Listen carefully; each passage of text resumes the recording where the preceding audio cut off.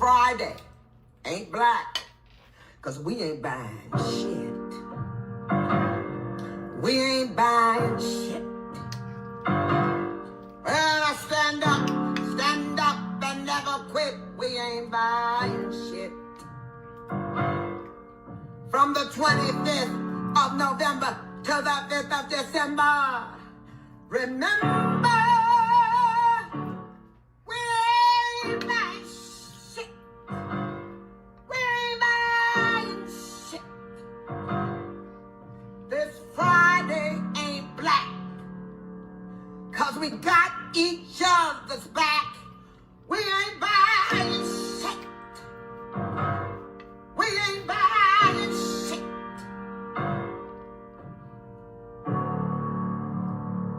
We ain't buying. We ain't buying. We ain't buying shit. Shaka Khan.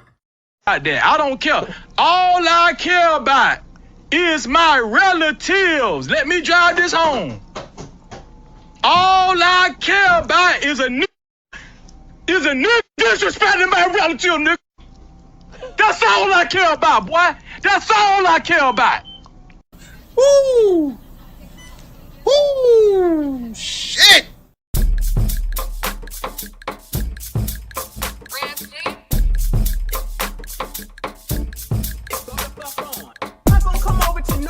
Nothing and tell them nothing about what the hell it is that they doing. You know what I'm gonna do?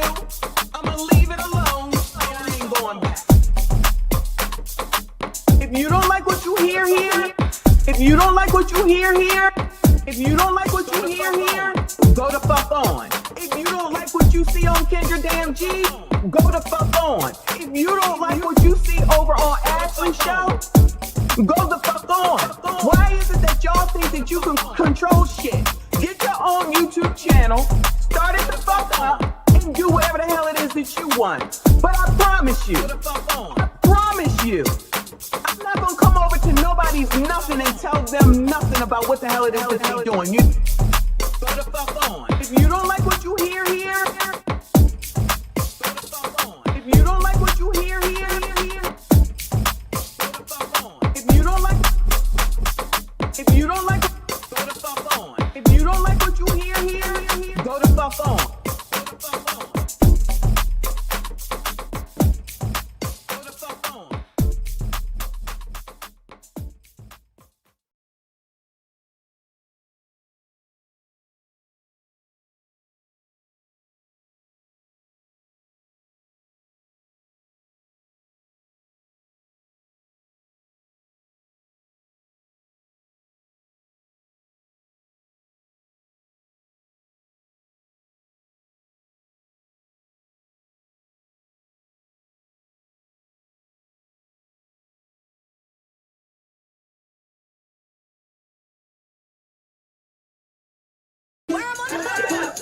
You got it on y'all breast, booty, thighs, lips. That's the worm on the hook. Breast, booty, thighs, lips. That's the worm on the hook, y'all, in case you didn't know. Breast, booty. Breast, booty, thighs. Breast, booty, thighs. Breast, booty, thighs. Booty, thighs, breast,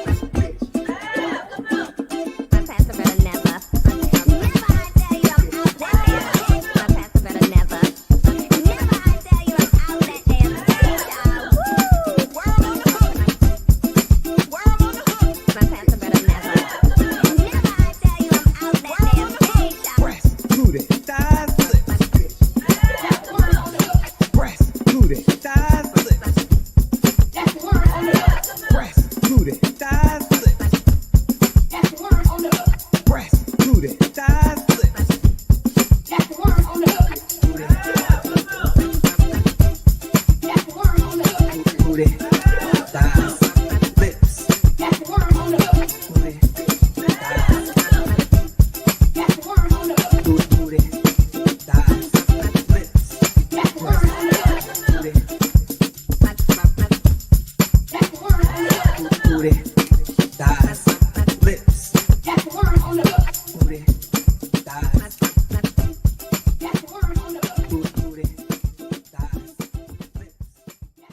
let you know right now, your mama's a hoe. It doesn't matter that that's your mama and what your certain feelings about her. Your mama is a hoe. She's a hoe. I'm selling cooch. I'm selling cooch. I'm selling cooch. I beg your pardon? I'm selling cooch. I'm selling cooch. I'm selling cooch. I'm supposed to feel sorry for that bitch. I don't. Because I've lost all respect for that bitch. B-I-C-T-H. And I'm standing on it. Because y'all got false narratives out there, and y'all should be ashamed of y'allself. Y'all black. Y'all are black. And y'all sitting up here beating and attacking on a black woman that's in power. Just to let you niggas know, we don't need y'all. We want y'all, but we don't need you. 20 years later. Our black men, we want all y'all back.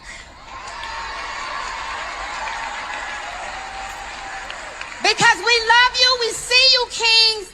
And most importantly, we need you. And most importantly, we need you. And most importantly, we need you. My man. My booty pink, my booty whole brown. What a niggas, I'm looking for the hoes. We're playing niggas, come suck a bitch toes. Pound town, just left pound town. Booty pink, my booty whole brown. What a niggas, I'm looking for the hoes. We're playing niggas.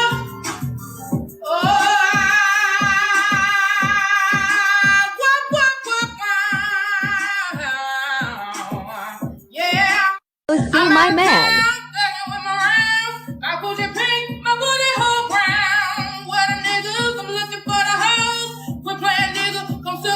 On the total initiative relative to what we can do with more border patrol and more asylum officers. President Trump? I really don't know what he said at the end of that sentence. I don't think he knows what he said either. Look. Because Trump bad. Trump bad. Again! Because Trump bad. Trump bad. Going, you're being a racist! Racist!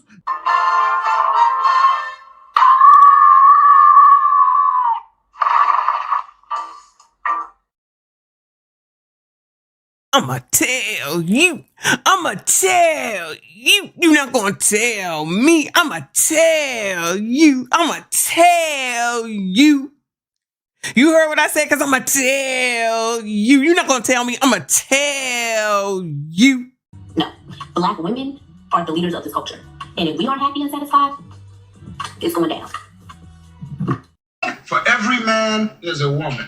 And for every dummy, there's a dummy.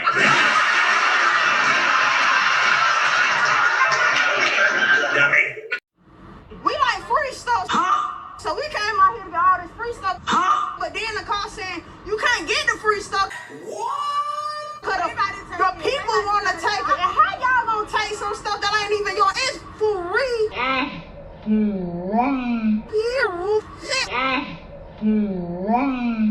So I got my 2 baskets and took the bus or whatever.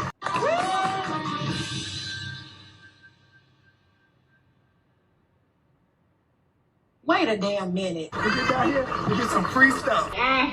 We're already in a recession. Times are hard. Why not just let us get the items and invest and be okay? We are black women. We care about our crown. Why not give back to the community and let us get the product? The tools, any other eviction. It is difficult. You don't go blind because you married. I see titties and booties every day. I see titties and booties every day.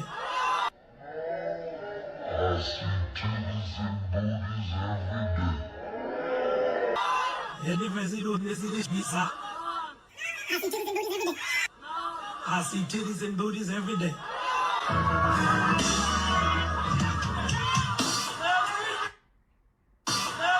Brothers, y'all gonna leave me out here? I need the men to stand up and say amen. If you ain't said that, all church. Let the church say amen. Titties and booties, titties and booties, titties and booties. I see titties and booties, titties and booties, titties and booties, titties and booties. I see titties and every day. Titties and booties, titties and booties, titties and booties. I see titties and booties, titties and booties, titties and booties, titties and booties. Wait, the wing makes go.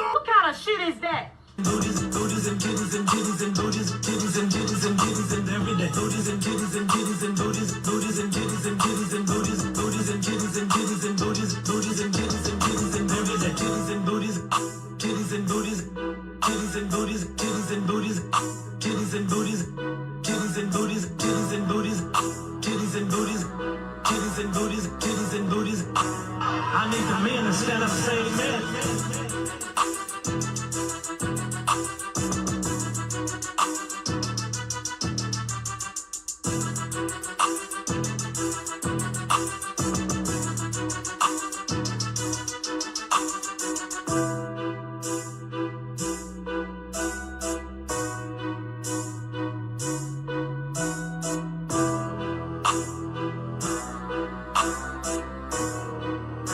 Brothers, y'all gonna leave me out here? Titties and booties, titties and booties, titties and booties. I see titties and booties, titties and booties, titties and booties, titties and booties. I see titties and every day, titties and booties.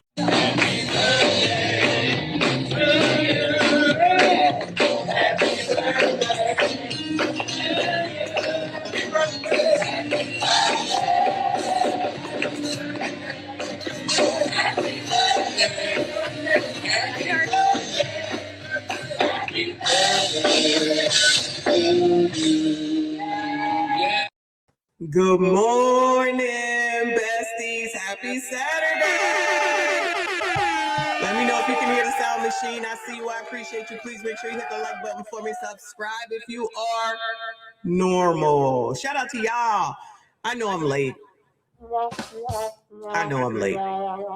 But at 11:29, almost 11:30 a.m. EST, I've gotten a lot done, even though I need to do a lot more. So I think I told y'all, me and Dr. Thunder, something came up. So next Saturday, the plan is next Saturday. So that'll be 8:30, if I'm not mistaken. Thank you for confirming, Dante.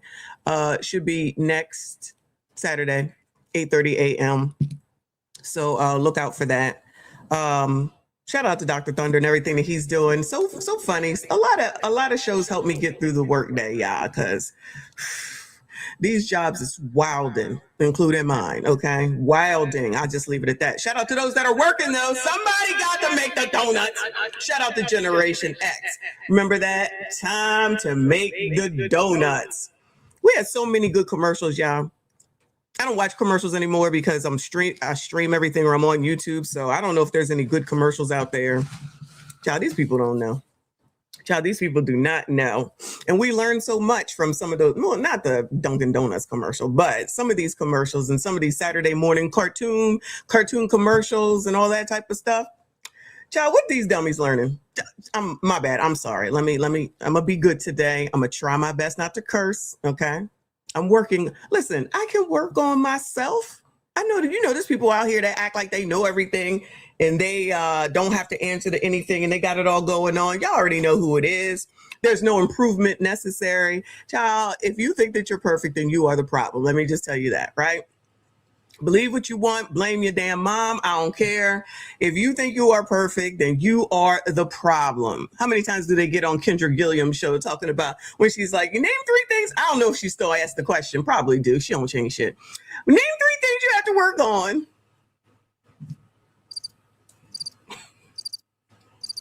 That's what they be hearing. That's what they be sounding like, the crickets. Dummies. Sorry, box of rocks. Oh no, the kids are box of rocks.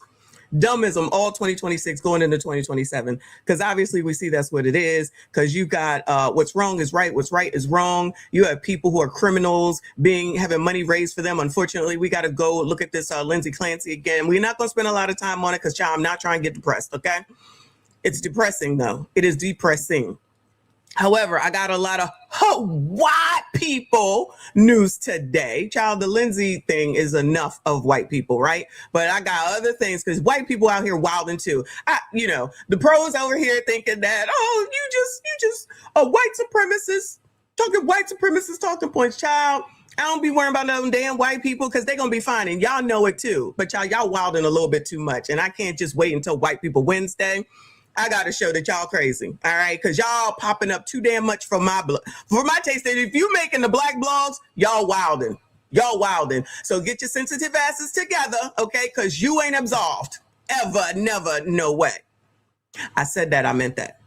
But I'm gonna show y'all something positive. No, let me tell you something positive, because unfortunately after that I gotta show you something that's not positive, but then I'll show you something positive after that. All right, just stay with me, all right? My granddaughter sent me a voicemail message last night, or you know how you do it on the phone. She just sent me a voice message. Out of the blue, she was just like, I just wanted to say good night and I love you. Child. See, this is the type of stuff that will get me, right? And I was like, girl, I love you too. Make sure that you have a good night's sleep, go to bed, I said, and text me some pictures in the morning. So she sent me some pictures this morning. So she remembers, she's only 5. So she remembers, she sent me a picture. It must have been, it's something in school. I don't know what. I don't know if it's a graduation, a special something. And I was like, too cute, too cute. I was like, all right, well, have a good day. Call me if you need me. And then left it at that. And I know she seen it because she got the read receipts on or whatever. I'm just like, see, they can get me. They can get me. Long as they ain't touching the walls, we good. We good. So it was a nice surprise to hear, from my grandkids ever so often, not asking for shit. Because the oldest one be like, Gigi, can I have some money for Roblox? Girl, no. No, because your ass shouldn't be on there anyway. Child, your mom don't listen. No, not giving you money for that anymore. I used to give her money all the time. That's why she always come to me talking about some damn Roblox. I'm like, girl, explain it. I remember one time they was right here because I have a bathroom right here. And one of them was in the tub and they had the thing playing because I was over here. And I was listening to whatever they had playing. And it was like, ever since I heard that one time, I said, oh no, y'all not getting shit from me with regard to this. And I told their mom at the time, it was an inappropriate message from the damn cartoon thing. I think it was Roblox, something like that. It was meant for kids. And I'm listening to it. I said, what the F is this shit? I said, oh, hell no, you're not listening to that here. I promptly got up and turned it off. Gigi, nah, sis, we not listening to that. I don't know if people be paying attention. You just be sending your kids off in the damn corner and you don't know what the hell it is that they listening to. I said, no, we not doing that here. No, ma'am. No, ma'am. No, ma'am. I was like, you done with this phone for the rest of the night? Or iPad, I forget. They were saying something. It was along the lines of single motherism and the baby and how hard it was. I said, what kind of shit is this to be put on a kid's site? That was like a year or so ago. I said, nah, sis, we not doing that. You be all right. Your mom don't like it. That's too damn bad. Tell your father he can come see me. He got a problem with it too. I ain't seen neither one of them, but I'm just saying, no, we don't play those games around here. Generation X gonna live by Generation X rules, regardless of what year it is. So send that shit on back to somebody else because we ain't got time. Anyway, all right, so shout out to BT with the first super chat. Boo, I appreciate you. He said good morning, Michon, in the chat. Yes, good morning to you. Thank you so much. Thank you for everything. BT is always sending me stuff. Him and Kofa, thank you so much. And always here, always supporting the channel. Let's make sure that we support those that support us and follow Broken Traditions. Child, that is the name still. I can't keep up. I ain't gonna lie. I can't keep up. Drop Jag on channel. Y'all make sure that y'all follow BT. Shout out to Philly Boy with the first poop of the day. Thank you so much, hon. I appreciate you. My what? Woman, one of a few up in here. I appreciate you, boo. Member for 30 months. Shout out to Elizabeth.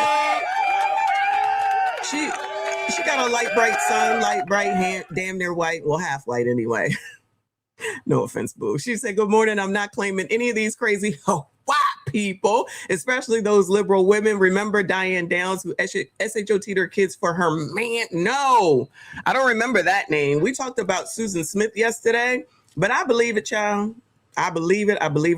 But you got a bunch of women up in Massachusetts sitting up here happy and clapping that you can now delete your kid in the 9th month. Like, what is wrong with bitches, y'all? Lord forgive me. What is wrong with you biatches? Child, all this just proves that I've been right all along. I know black people be like, oh, you just don't like your own child. I don't like no women. I don't like most people. I have to be honest because I have to get to know you. I'm not going to like you just because you're black. I'm not going to like you just because you're a woman. I'm not gonna like you for any of those dumbass reasons. How you treat me and how, determines how I treat you.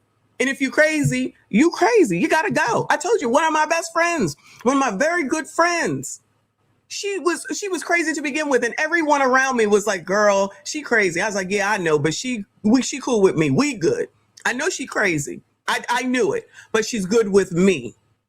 She's good with me." So we was cool. We would go out every weekend. We would go out and do this. We go to dinner. We go to happy hour. We did all these things together.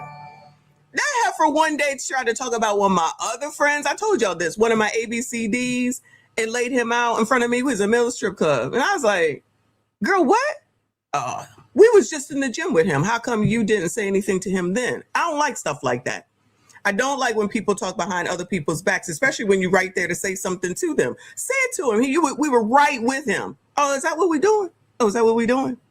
I got up, and when I walked out, I blocked her from then and there. She tried to get everybody to get me to take her back, we shall call it. And I said, "Nah, I don't play those games, because if you're going to act like that, imagine what you might be doing to me. And I ain't got time for none of that dumb shit, child."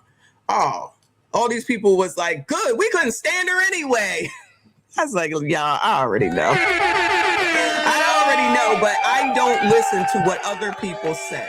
You don't have to like her. That doesn't mean that I don't like her, because of our relationship and friendship. And that's what a lot of people, specifically Black people, I'm talking about the colors, the ebonies, the FBAs, the African Americans, the ebonies, child, whatever y'all want to be called today. You think on the code, shout out to Tadisha, I see she's here, that just because you're Black and I'm Black, it's supposed to be a thing. Nah, sis, it don't work like that. It don't work like that for me. It don't work like that for me. Okay, but that's just me, child. What the hell do I know? Crisscross, thank you for the poop, sir. I appreciate you. Locked and loaded up in here with some poop himself. Thank you so much, boo. I appreciate you. All right. Anyway, let's get into it, because we're gonna be here for a while. I'm gonna tell you that right now. We're here for a while. Let's get this unfortunate news that we have to talk about.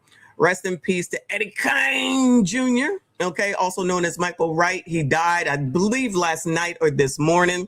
Shout out to the 5 Heartbeats, one of the best movies. I love it. I love it. I love it. Now, they're talking about the movie called, I don't know. It's a gangster movie, child. I didn't see it. I like Scarface. I've seen The Godfather 1 all the way through, but I never saw Sugar Hill. I never saw Sugar Hill for some reason, but I'm going to try to watch it in the next coming weeks in his honor. Okay. So actor Michael Wright, star of the 5 Heartbeats, dies at 70 after suffering heart failure. All right. So rest in peace to them. That is a long, good life. Okay. I'm not mad at it at all. I'm sorry that, he had heart failure, but one of the scenes that made me love him so much.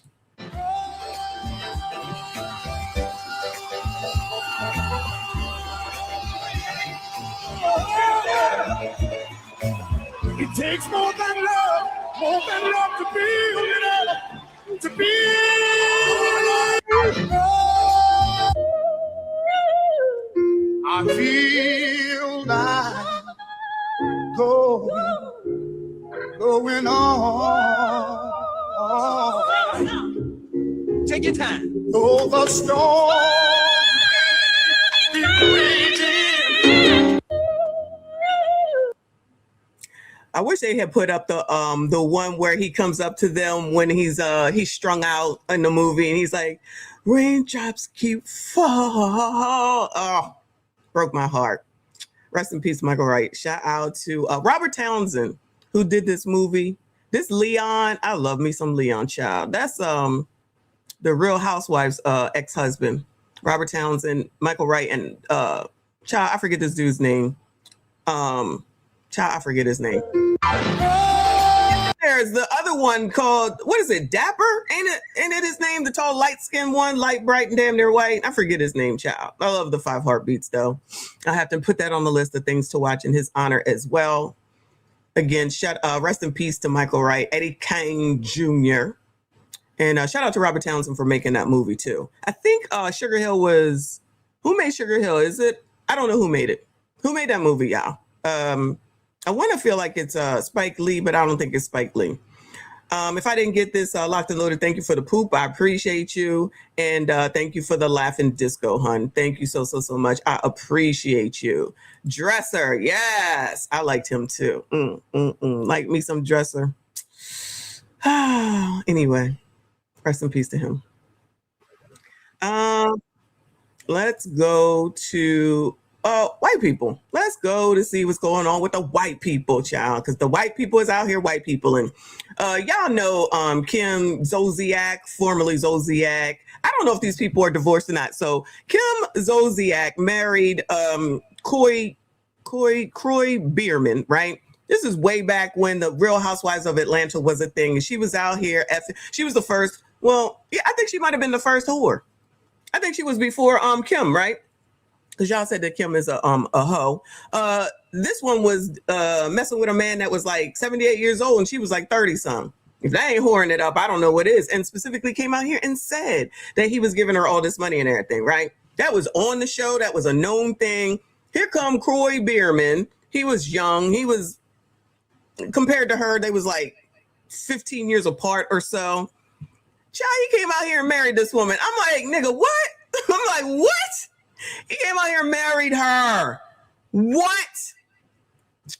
Anyway, so it says Kim Zolciak gives statement following the arrest of her and Croy Bierman's son for alleged essay and suspicion of sodomy. Child. They went and had like 3 or 4 kids, a set of twins. She already had them 2 heifers because they were spoiled brats, 2 girls. So not only he was like Atlantic Falcon person, right, y'all? He was a football player. Yeah. He's a football player. Oh, Anna Nicole. Oh, yes. Anna Nicole was the first 3 or 4. You're right. Well, she was a close ass second because Anna Nicole married that old man and he was like 900 years old. Rest in peace to both of them. But child, that was a mess. Yeah, she probably was the first whore. But he was a football player in the ATL and she started sniffing around him at some event that the Real Housewives put together or whatever. This is when I was watching this shit. And he ended up talking about he was going to marry her. And this is before I knew y'all with the single motherisms. I was like, boy, what? You could probably have anybody you want. You want to marry her? Okay. Not even because she's older, but they definitely had an age difference. But she was a pain in the ass. She was a bitch and a whore. And he was like, that's who I want to have to be the mother of my kids. So they got married. So this is reading from the Shade Room. KJ, I guess is Croy Bierman Jr. Oh, yeah, the 15-year-old son of former Atlanta Falcons player Croy and former Real Housewives Kim has been charged as an adult. With felony aggravated sodomy and aggravated SB. According to arrest warrants, the alleged incident happened April 23rd at a Lifetime Fitness. Damn, you can't even go to the gym. In Alpharetta, Georgia, where authorities allege Bierman Jr. restrained a 15-year-old female acquaintance and forced her to It's probably because they out here in the public wilding. She was fucking his best friend. So, I mean, everybody's fucking down here in Atlanta. I don't know what to tell you. They breeding like rabbits down here. Everybody getting ass. The teen was arrested August 17th and is currently being held without bond. Essay examination was conducted following the reported incident, though the warrant states that no male DNA was identified. Zolciak has denied the allegation on her son's behalf. Nah, my baby. That's what I'm hearing. On her son's behalf, telling TMZ that he categorically denies the accusations and voluntarily took a polygraph examination, of which we have learned polygraphs are not accurate, but whatever, which she said he passed. She continued, false accusations can have devastating consequences. Oh, really, Kim? Oh, really, Kim? All the shit you've been saying about Croy, whatever his name is, all the things that you've been saying about your ex-husband, y'all been on the news, y'all been on body cam, y'all been on TMZ, y'all been out here wilding, y'all been fighting, ruining the home with the kids in it. They got about 5 kids between them. Did he adopt those kids? So he gonna end up having to pay child support for kids that weren't his originally? Do y'all know that? Shout out to Locked and Loaded being a member for 3 months. I appreciate you, boo. He said, Crisscross is a woman that my wife, we love you, auntie. She put me on to you. Oh, Crisscross is a woman. Shout out to you, boo. Thank you so much for letting me know. I apologize. My apologies. Shout out to both of y'all. Thank you, thank you, thank you, thank you, thank you. We got love in here, y'all. Love. How's that song go? The Love Boat. Exciting and new. Come aboard. Let me stop. Shout out to you. I appreciate you. Let me see. False accusations can have devastating consequences, not only for the person being accused, but also for genuine survivors of SA and abuse. Every legitimate allegation deserves to be taken seriously and investigated based on the facts and evidence. Now somebody want to talk about facts and evidence. All right. Ain't it convenient? Once it's you, now all of a sudden it's facts and evidence. Girl, shut the hell up. We remain confident that the facts and evidence will establish the truth, and we ask that people allow the proper process to take its course rather than spreading unproven allegations. Girl, if this is what the police put out because your son was arrested, that's what we going with. You don't get no special treatment. You don't get no special treatment. You should have been caring for your damn kids instead of being out here in the damn public fighting with your damn, with his father all day and half the damn night. No.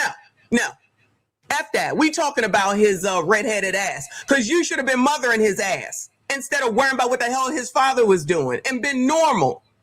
Because I feel like Croy was a normal person in the beginning, y'all. Like, seriously, I thought he was a normal, nice guy in the beginning. Now I don't know, because he sound crazy too, but he didn't spend all these years with her, so, you know. Anyway, we remain confident that the facts and evidence will establish the truth, and we ask that people are the proper. Okay. Bierman Jr. is scheduled for a preliminary hearing on September the 8th.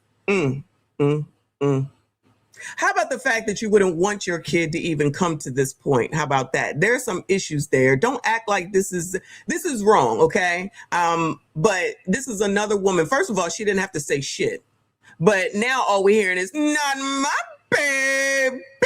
15, y'all. 15. You are not the epitome of normalcy, Kim Zolciak, okay? We didn't watch you and your horridness and your selfishness. I remember recently that she was gambling. As a gambler, okay, I got it. But you was gambling instead of being home with your kids. You were spending all the money, even though y'all had no money. And from what I understand, allegedly, that's one of the reasons why they're suffering with no money right now. Imagine being a whole ass man, having worked all your life and did whatever you had to do in order to become an NFL, I guess, famous football player for whatever the hell he did on that team, child. Don't ask me. All I know is quarterback, right? In order for you to go and marry her, and now everything is crumbled to the damn ground. Now, listen, Croy got his comeuppance, I guess, because people try to tell him not to marry this woman. But, you know, you can't tell nobody. He did it. It's on him. So that's why he's where he's at. He don't even look this good anymore. Not that he was really good looking, but I'm talking about he be looking fat and tired and angry all damn time. He used to smile like this all the time. Child. I ain't got no empathy or sympathy for none of these, neither one of these two. Take care of your damn child and the rest of them so they don't come out here looking crazy. Child, one of her girls is looking whorish, like she trying to act whorish. She an adult now.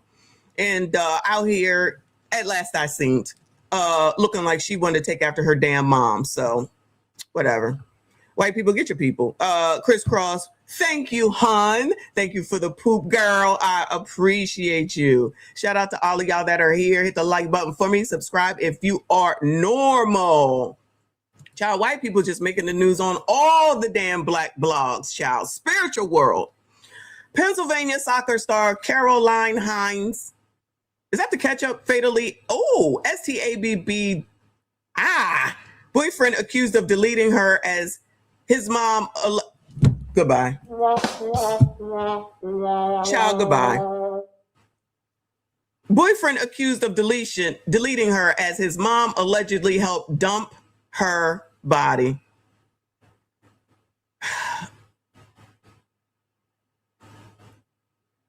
Remember when we was just talking about and we read the thing about how women are ruining shit? Wait till this story is done, y'all, okay?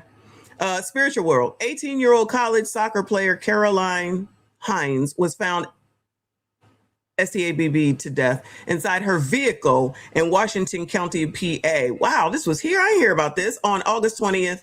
What's today? The 22nd? Her boyfriend, Royce Moser, 18.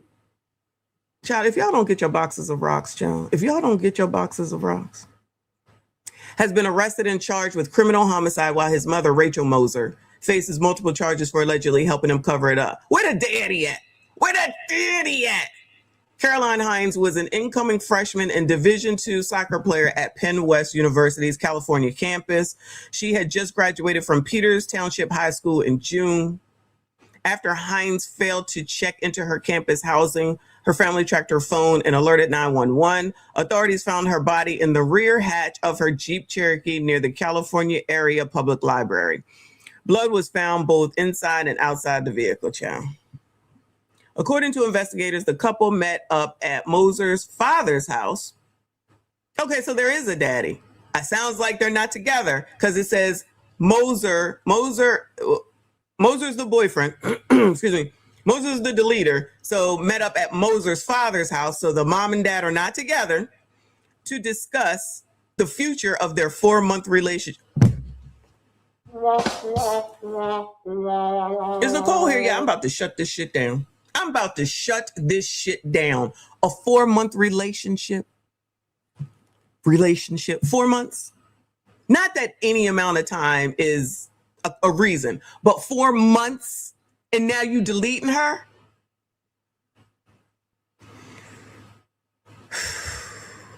According to investigators, the couple met up at Moser's father's house to discuss the future of their 4-month relationship. Moser allegedly told police that white people, what is wrong with y'all? Is this on the strength of Lindsay? Is this on the strength of Lindsay? This is what y'all gonna do now?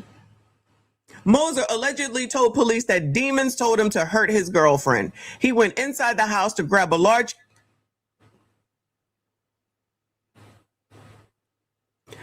kitchen knife before doing what he did in her chest area. Royce Moser, charged with criminal homicide, tampering with physical evidence, abuse of a corpse, conspiracy, and obstruction of justice. Is that the mama? No, that's him. So the mama, Rachel Moser, the mother, charged with hindering the apprehension of a fugitive. She was hiding him. She was hiding him. Tampering with evidence, abuse of a corpse, conspiracy, and obstruction. Police allege she assisted her son in cleaning up the bloodstained vehicle and returning it to the campus area with Hines's body hidden inside.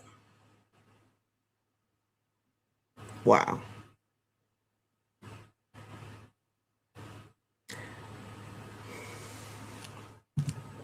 Rest in peace, child. Rest in peace. This is wild. Let's just transition right into Lindsay, child. Because let's just keep with the white people. This is a dude that I be listening to. His name is Better Bachelor, because I do listen to everybody. Okay, he's a white man. And he says women are having one of the largest mass psychosis events in history right now. All right, so he's talking about the Lindsay Clancy shit. All right, and all the women, white women, who are following behind, supporting her like crazy bitches that they are. Thank you, boo. She said, my baby knows that one phone call you get in jail better not be me. Ain't answering. Better call Tyrone. Best stay your ass at Target. Stay your ass at Target. Oh, shout out to you, boo. Thank you so much. I appreciate you. All right, let's listen to Better Bachelor. He here on the tube with 479,000 subscribers.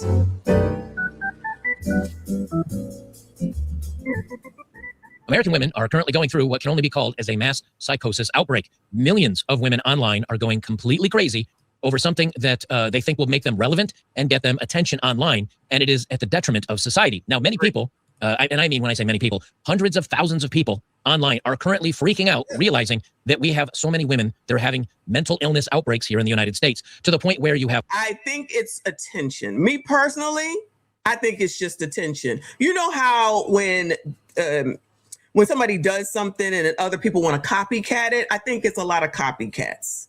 So instead of going and allegedly getting the help that you need, your bum ass bitches get up on the damn internet with your kids. They're doing some of the most egregious things, y'all. They're doing some of the most egregious things to their kids to get attention. I don't care what anybody says. They all need to go to jail. Make asylums great again. We need them back. Shout out to Michael Armstrong. I appreciate you, boo. He said, mom's taking sons on drive-bys and disposing bodies with them now. No wonder they want to defund the police. Well, I agree. We've seen that too, right? Wilding. I might have to get that video back. That man is on point talking about women is ruining shit. We already knew. But y'all, it just seems to be getting worse and worse and worse. And it's not specific to black, white. It's typically going to be feminists and bitches that are losers. I said that, I meant that. I don't care if you like it or not. This is crazy stuff. Having sympathy and empathy for the damn perpetrators instead of the damn victims. And everybody just out here wilding and we just supposed to ignore it. Crime is down, child. If Joe Biden said it, then that's what it is. Crime is down. Mike Love, also known as Judge Love to ya. I appreciate you, boo. He said, wait, Messy, let's not run over the abuse of a corpse charge. What did he do to the corpse after the unaliving? I'm assuming moving it. Since the mama got charged the same thing, I know where you're going with it, but I'm gonna assume moving it. Because the mama got charged the same thing. Either way, it'll come out. We gotta follow this, unfortunately, and keep up. So I will do my best. And if y'all see something, make sure you send it to me on those crazy people.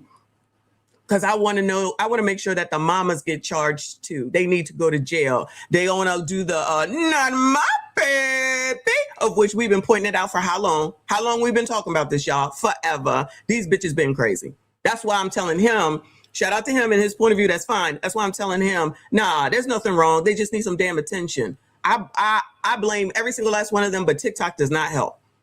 Donald Trump was right. I don't care what y'all say. The most right thing that he ever said. Remember when they was wilding out, when he was talking about, oh, we're going to get rid of TikTok, and they started jumping off of the curb then?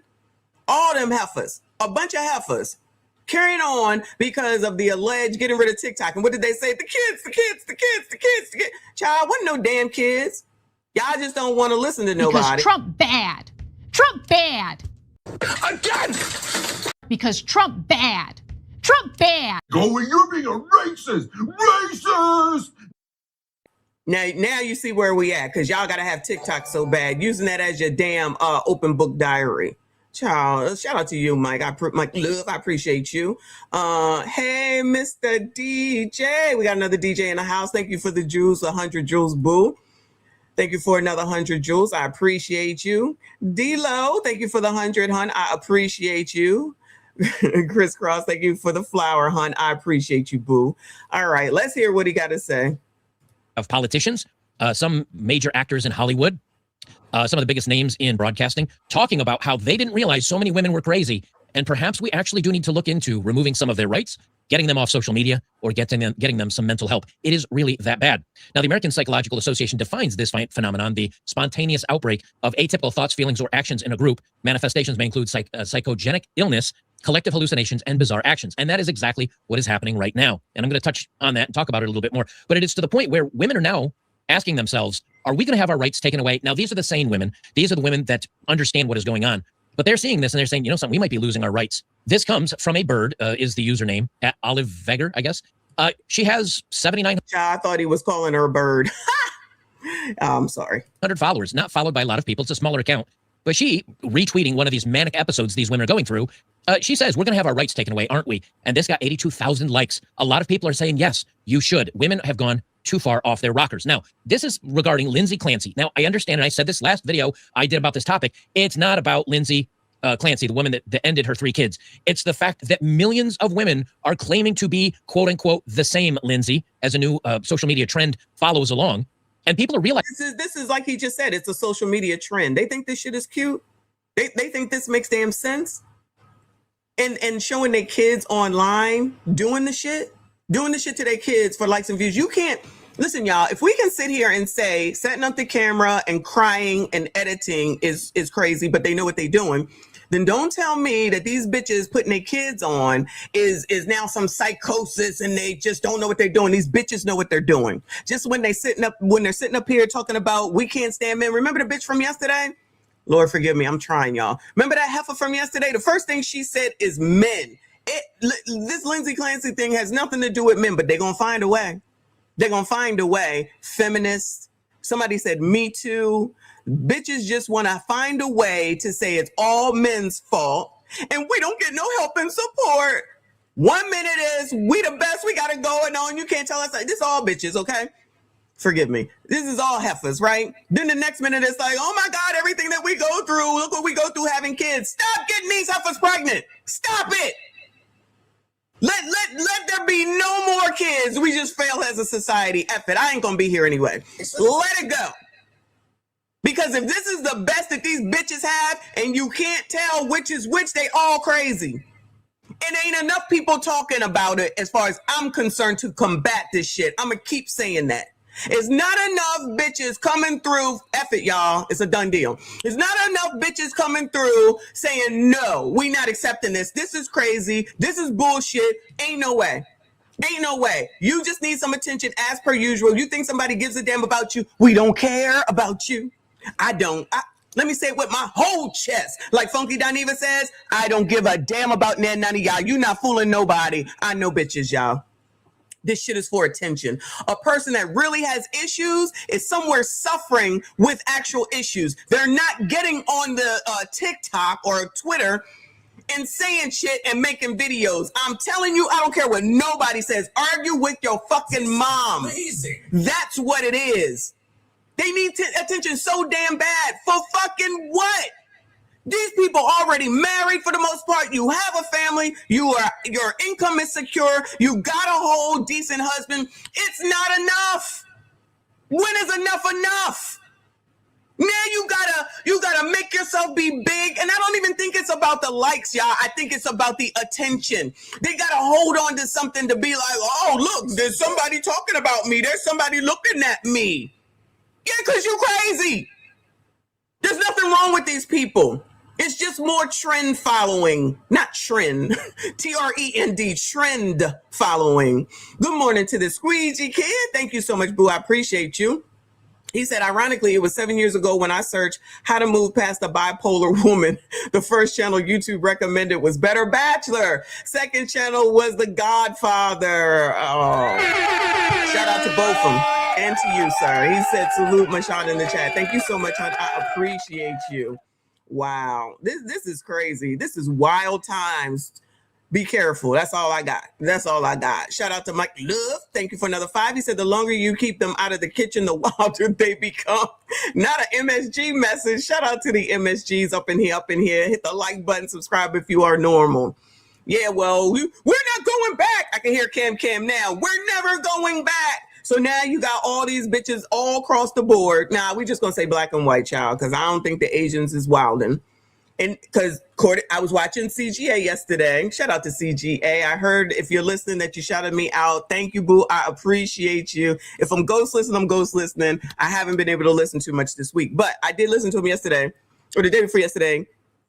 And he was talking about how subservient Asian women are, what they will do now. I'm not going to go into the descriptions that he gave. However, he definitely says that they will be subservient.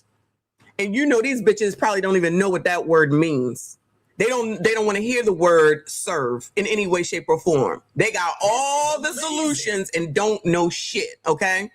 Imagine getting everything that you want and effing it up because some other bitch over here said something, or you following a trend from some crazy bitch. These bitches be crazy. Say words like that to these bitches and see what they say. Child, I need my woman to be subservient. I need a woman to be subservient and see what they say. Child, do shit like that. Don't be arguing with people either. What y'all be arguing with people for? Fuck them. I told y'all that I'm trying to stop cussing, but that's not going to happen today. Fuck them.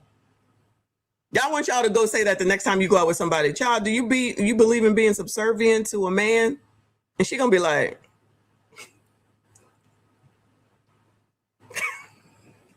record it. Send it to me. Let me stop. Shout out to Kevin, the software tester in the building. Thank you for the 100 joules, boo. I see you. I appreciate you. We've got hundreds of thousands of women and millions of women liking posts saying, I'm just like her. And I talked about this last time, but some of the videos that are coming out now are genuinely mind-boggling. They're genuinely disturbing to the point where a lot of people, and now you've got conservative women that are saying to men, you've never had a kid, you wouldn't understand. Now that's usually the conservatives are coming out too now. Oh, okay. Lefty talking point of my body, my choice type thing. Conservative women are saying, well, you wouldn't understand. And conservative women are saying, I agree with this woman that, sometimes I want to take my kids out. And it is freaking out everybody. Husbands, men in general, politicians, intellectuals, everybody is getting really uncomfortable about this. We're going to dive down into this, but it is the social contagion that millions of women are basically saying, yes, I am mentally ill too. And for validation on social media, I'm going to say I'm just like this woman. We'll get into it in just a second. First, we need to hear from today's sponsor, which is Rumble Wallet. Then they need to go and commit them all. What did I say yesterday too, y'all? You can go and make all these videos and talk all the shit that you want to, okay? If you have a job and you then lose it, I don't want to hear it. I don't want to hear it, okay? I don't want no beg talks. I don't want to see no GoFundMes. When they start firing y'all's asses, this might end up being doctors, y'all, lawyers, allegedly. I don't know, because y'all, I'm just getting into this shit. Or HR people, because y'all say they all HR-ish. Fine. When they start getting fired, we're going to laugh our asses off. You heard? Doesn't that always happen? Doesn't that always happen? Y'all want to follow trends so bad to your own damn detriment. Get them kids taken away from you. Then what? Then what? Child. Online, rocking their children back and forth with cringe music. And I'm gonna keep this muted because you don't. Yeah, the cringe music where they have that sad ass music from TikTok, and it sounds like the Titanic part when the boat is sinking. Want to hear it? And all of them are saying, me too. It's literally same, Lindsay. It's mothers holding their children, having psychotic breaks, one after another, after another, after another. They're going into crying spasms. They're going into rages. They're all saying, "Oh, same. I'm the same as you, Lindsay," as they weep uncontrollably into the camera, trying to garner sympathy because they see how much attention this crazy woman who ended her 3 kids has gotten, and they want in on that action. They imagine needing attention so bad that you're going to go along with this foolishness, child. Imagine that. Imagine that. I told y'all, there's nothing wrong with them. I mean, like you're psychotic. Nah, y'all, they crazy for sure. But that's just because of the attention that bitches want and need so damn badly. Want in on this narcissistic drip feed. You've got women that are out here. Now, this particular one, you can say, well, it's only water, and I'm going to keep this muted. It doesn't matter. You don't do this. That kid, that baby is an infant. Look at this bitch. I'm going to keep this muted. But this is going to make you exceptionally angry.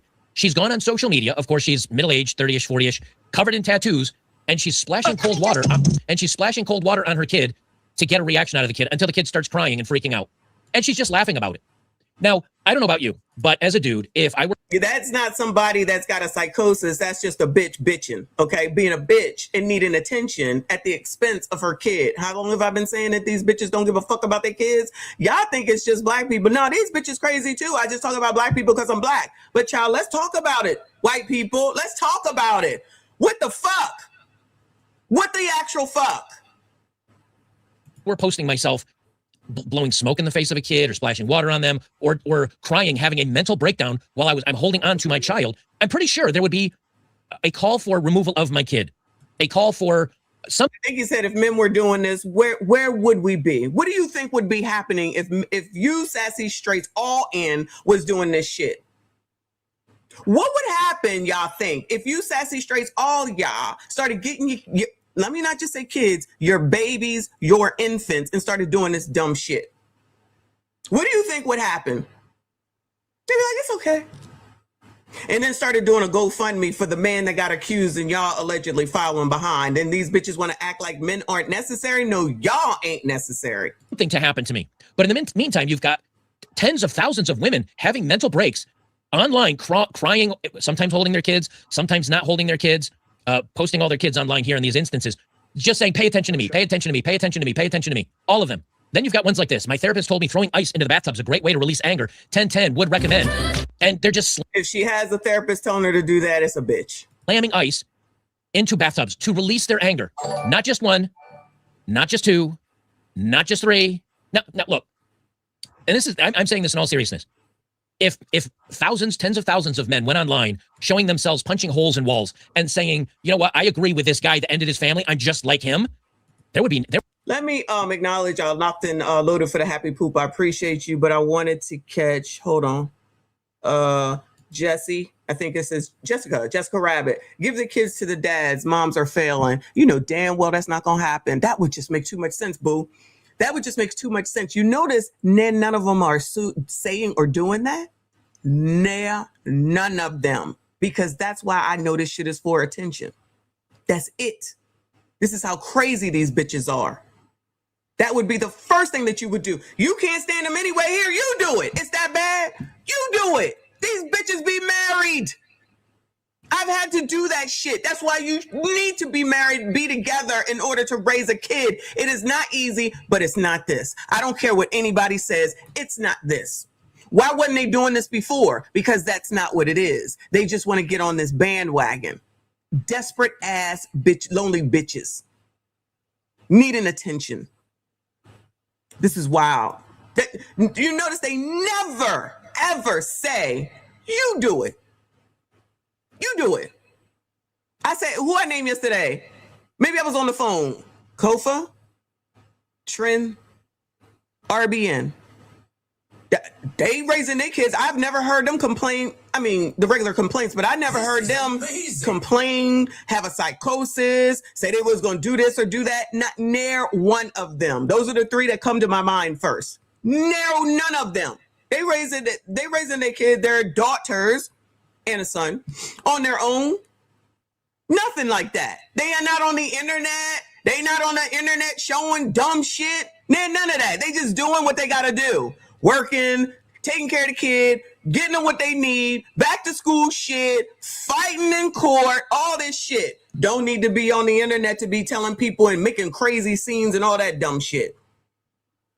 They ain't never going to do that because that's why I know that they're not really having a psychotic break or near none of that. Just like with that Lindsay bitch. I don't care what nobody say. I don't care what nobody say. Because like I said, the people that are really having issues, they are not on damn internet. They are not on the damn internet. Shout out to Night Jade. I appreciate you. She said, imagine being a child watching these TikToks. Remember when TikTok was supposed to be for the kids? It would be a national call to arms, outrage. People would be calling the police, trying to fight to track down these men to get them because they might be harmful. But what about these women that are doing this stuff? TikTok trends suggesting throwing ice is a good way to release anger and frustration. This is a child throwing a tantrum. Women don't grow up. They just become bigger children. And this is proof of that. One after another, after another.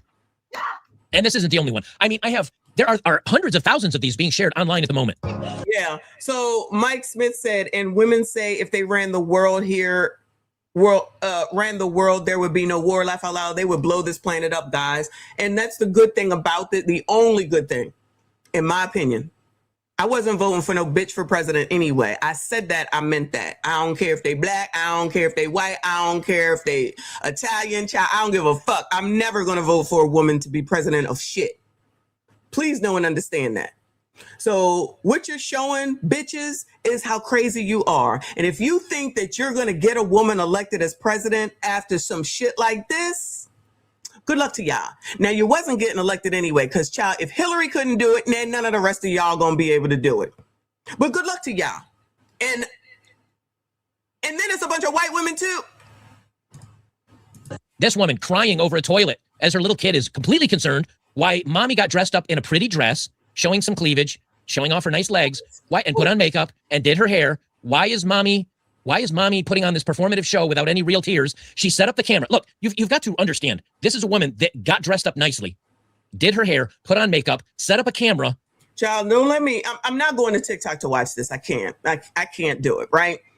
But if somebody else does, and if you see any man in there saying, hey, girl, and giving the eyes, you need to call his ass out. I'm not going to TikTok for this. I can't do it because I know it's going to be endless. And I'm not interested in seeing no damn kids crying and they dumbass mamas acting dumbasses. But if y'all see it and you see some man in there saying, oh, your cans look good and all that shit, y'all need to call him out. Because I imagine that's probably happening too. Got into the position, made sure her child was in the same room with her, and then without shedding a tear, does her little performative thing of, oh, look at me, everybody. I'm just like this. I'm just like this crazy woman that ended her kid. These have all come out in the last 48 hours, every single one of them. Here's a woman spurging out. Some days as a mom, I get pushed past my limits as she beats up a door with a pillow. This is a mass psychosis event. Either three things are happening. Number one, we have a wave of mental illness in young women today. True, I think that is true. Number two, we have a wave of women that genuinely regret having children, regret having a family, wish maybe they deleted their kids. They wish they were still able to go out and party it up and sleep around. Also true. Also true. And number three, you've got a bunch of narcissistic drama queens that want to garner attention on social. Ding, ding, ding, ding, ding. So I'd say C, B, then A. C, B, then A, backwards. These are not people that have any illness except for they just bitches. They don't. It's attention, and maybe they do regret it. And, you know, probably some men, like I said in the comments, if you see them, y'all really need to, for those that be on TikTok, you really need to call their jackasses out because they don't help. Media, also true. And this has just gone completely viral. Shout out to Locked and Loaded. Thank you for the hiding, Jules. I feel like hiding. Shout out to Uncle Rick. He said, all they do is project. They want to delete them kids. That's why you had all those women. Yeah, you can delete your kids now up into the 9th month in Massachusetts. This is wonderful. This is great. Stop having kids with these people, child. That's my solution to it. My postpartum rage got the best of me today, she says, as she set up a camera, dressed herself, did her makeup, put on earrings, flat ironed her hair, and then shows herself throwing ice into the bathtub. Now, how is it all of these women have miraculously come across this idea of dramatically throwing ice into their bathtub while they're in tears and glancing at the camera, making sure that you see the rage and the pain that they're going through? It might look crazy throwing ice in your bathtub, but look at me. It helps everybody. Let me know the trend when they all start getting fired, though, y'all. Yeah, it might not be acceptable. It could be a lawsuit, but enough of them are going to go too far that they're going to get fired. I feel like if it's people, like if they happen to be doctors and lawyers and people are going to be like, oh, hell no, that's my doctor. One after another after another. And when this one didn't get enough attention from throwing ice in to her bathtub, this one decides to rip her clothing. So she starts a rip with scissors into her clothing, and then she rips apart her own clothing. Fabric tearing can satisfy the need to destruct. How is it all these women, all these either mothers or pretend of mothers or whatever, suddenly have this need to destruct? Because this, I think, is the most alarming thing that many people are seeing, and they're genuinely saying, we have a mental health crisis in women today. You know, I have my good days. I have my bad days. I know you guys do. My mother was very frustrated with me as a kid and my sister. I'm sure my father had frustrations with myself and my sister as their children. We were no... All right, shout out to the Better Bachelor. That's enough of this, because that's just enough of this, right? All right, so these bitches is crazy. They've been crazy. We already know. This shit here with these heifers online, they just wanting attention. They just wanting attention. So when it does change over, and I anticipate that it will, and they start losing their jobs, I'm here for it. I'm here for it. So be careful, gentlemen. Let me go. I was going to show this shit with her, but I don't even want to see no more of her, honestly, because this was enough. So unfortunately, I got to go to a different bitch. Okay. Should have named this ladies' night. So I rolled over early this morning or last night and saw this mess going on with this. So I'm going to need y'all's help. I don't know if this is Twitch or Kick, right? But this little young black boy, Nitro Camden, was streaming. One of them, child, not YouTube or anything. Okay. So it's one of the ones that the kids do, like what Casanat does and all that type of shit. Right. So whatever one it was. Okay. It's Twitch. Thank you for letting me know. It's Twitch. Right. JB, thank you for the silver star. I appreciate you, boo. So he was doing his streaming and he was excited. I believe, if I understand the story correctly, because these are kids, he had 10,000 people in his chat or something, right? So that was a thing, and he was doing whatever the hell it is that he does, chat, whatever he was doing. Well, his mama came in and kicked him out of the house and proceeded to beat him up on camera like the dumb bitch she. Y'all, we've transitioned to the black section now, all right? She came in here and laid him out. She probably didn't know, because that's how clueless she is, even though how could she not know if you're in tune to your damn kids, right? And proceeded to kick him out and beat him up on camera. This says, This is Shade Room Teens. Streamers bless 18-year-old Nitro Camden after his mom kicked him out of the house for being too loud. Viewers were shocked as she hit him in the face on stream. It all started after Cam celebrating Stable Ronaldo rating his stream with 10,000 viewers. So I don't know what this shit means, but somehow he got 10,000 viewers. I guess it came from somebody named Stable Ronaldo, okay? And so he was happy and excited. Child, I'm happy and excited that we have 342 in here over both of the streams. Y'all make sure you hit the like button for me. Subscribe if you are normal, okay? If you agree with Lindsay Clancy, please don't subscribe because, child, I ain't got time for your foolishness. Fuck that bitch and fuck you too, all right?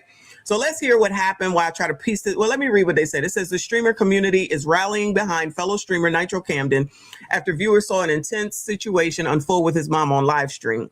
The night started on a high note when Cam celebrated Stable Ronaldo rating his stream with over 10,000 viewers. Things later took a turn after his mom came into his room. His mom was seen hitting him on stream as she repeatedly told Cam to get out and threatened to call the police. He later left the home and is currently staying with a friend. Since the moment went viral, streamers including Senna, Agent, Davis, and more have shown Cam love. Many gifted him reached out and shared words of encouragement. The support continues to pour in as more streamers learn about Camden's situation. Now, I do believe that these are very young people, y'all, because Kai Cenat and his group of people have done amazing things, have made lots of money. They doing their thing, right? So these people look like they're young. They home. They on the internet. They not out at the local fitness store essaying girls. But this is a problem and an issue, right? All right, let's see what happens here, child. I don't know these people. I just know his name is this Camden dude, Nitro Camden. It's time to race. Hey! Okay, I think this is where it started, where whoever gave him the 10,000 views, so he wasn't a major streamer, if I'm not mistaken, okay?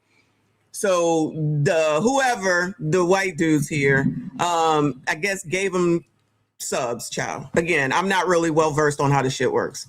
All right, Blake, ready for me, please? I love y'all, man. Thank y'all for watching. All right, so I keep interrupting it because obviously we know that that's music that we really can't play here, and I want this to stay up because I want to pull this out to make sure I upload it. And so he's happy. Here come the mom to ruin the moment. I have 10,000 people in. Why are you in the camera? I have 10,000 people in here. Okay, he don't want nobody seeing your floppy ass tits. They just raided me. Why are you taking my mama? Why are you taking my? Oh, stop. Why? Because I'm trying to. Let's make sure we come in and ruin his success because she ain't had nothing else better to do. So you can call the police because I'm streaming. I have 10,000 people in here watching.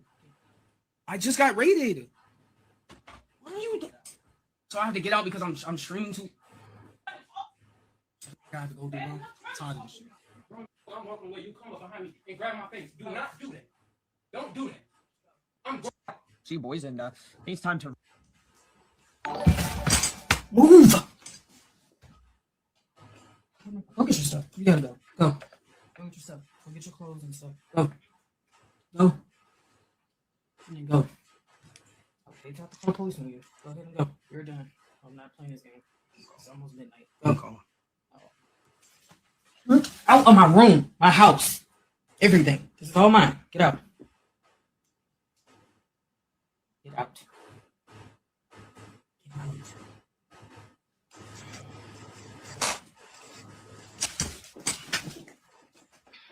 Okay. Do you see how he's like kind of keeping his hands? In my opinion, I think so. No one can say because he knows. I'm glad he kept streaming, y'all. I'm glad he kept streaming. I feel like he's doing this kind of like when the police, come to the car to show that he's not doing anything to her. This is what I'm thinking. Night J said, I used to stream on Twitch. He got raided by another streamer. When you get these types, people who toss diamonds, new subs, and all types of stuff, it's a great feeling. Shout out to those streamers who are helping him. Out of my house. You're not welcome anymore. Get out.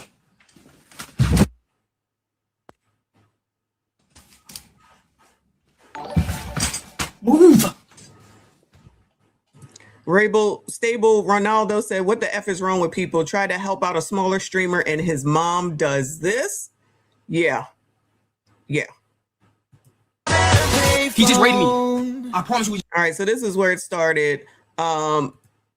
Nitro Camden's mom was upset because he refused to get off stream. The two also argued over whether content creation was a real job. People. Mama, you see, I had. If it was 10 million people, if I tell you to get off, I'm getting off, but it's.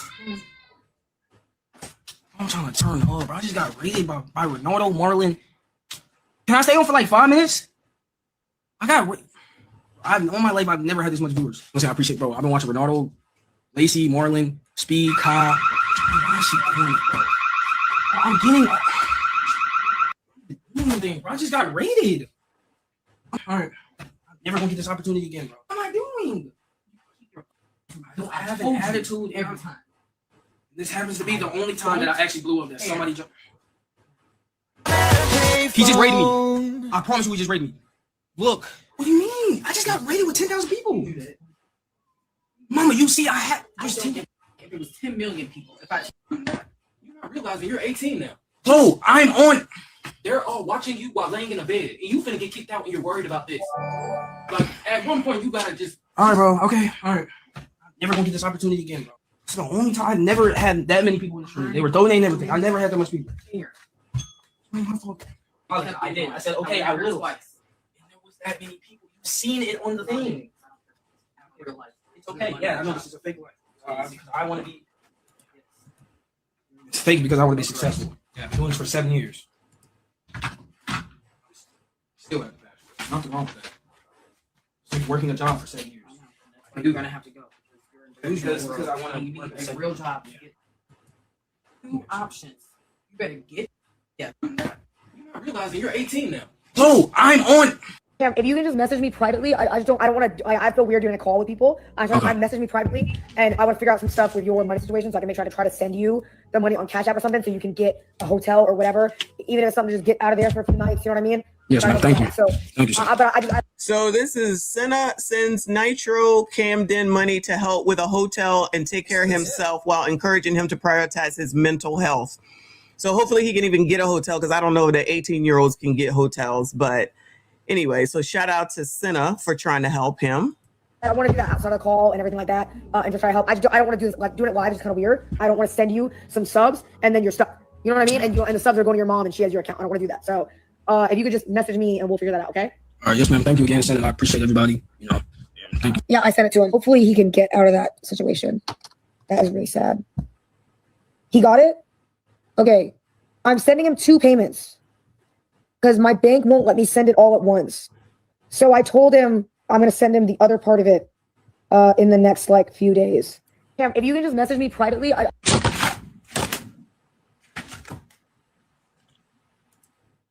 Nitro Camden. I'm about to shut this shit down, yo. I am about to shut this shit down. Nitro Camden shares the note that was written in his 18th birthday card. It says, how something 18th birthday is done. Something, happy birthday. Now get out, mom. Yeah, I'm going to let that sit there. That's what this says. That's what this says. Happy birthday. Now get out, mom. This is amazing.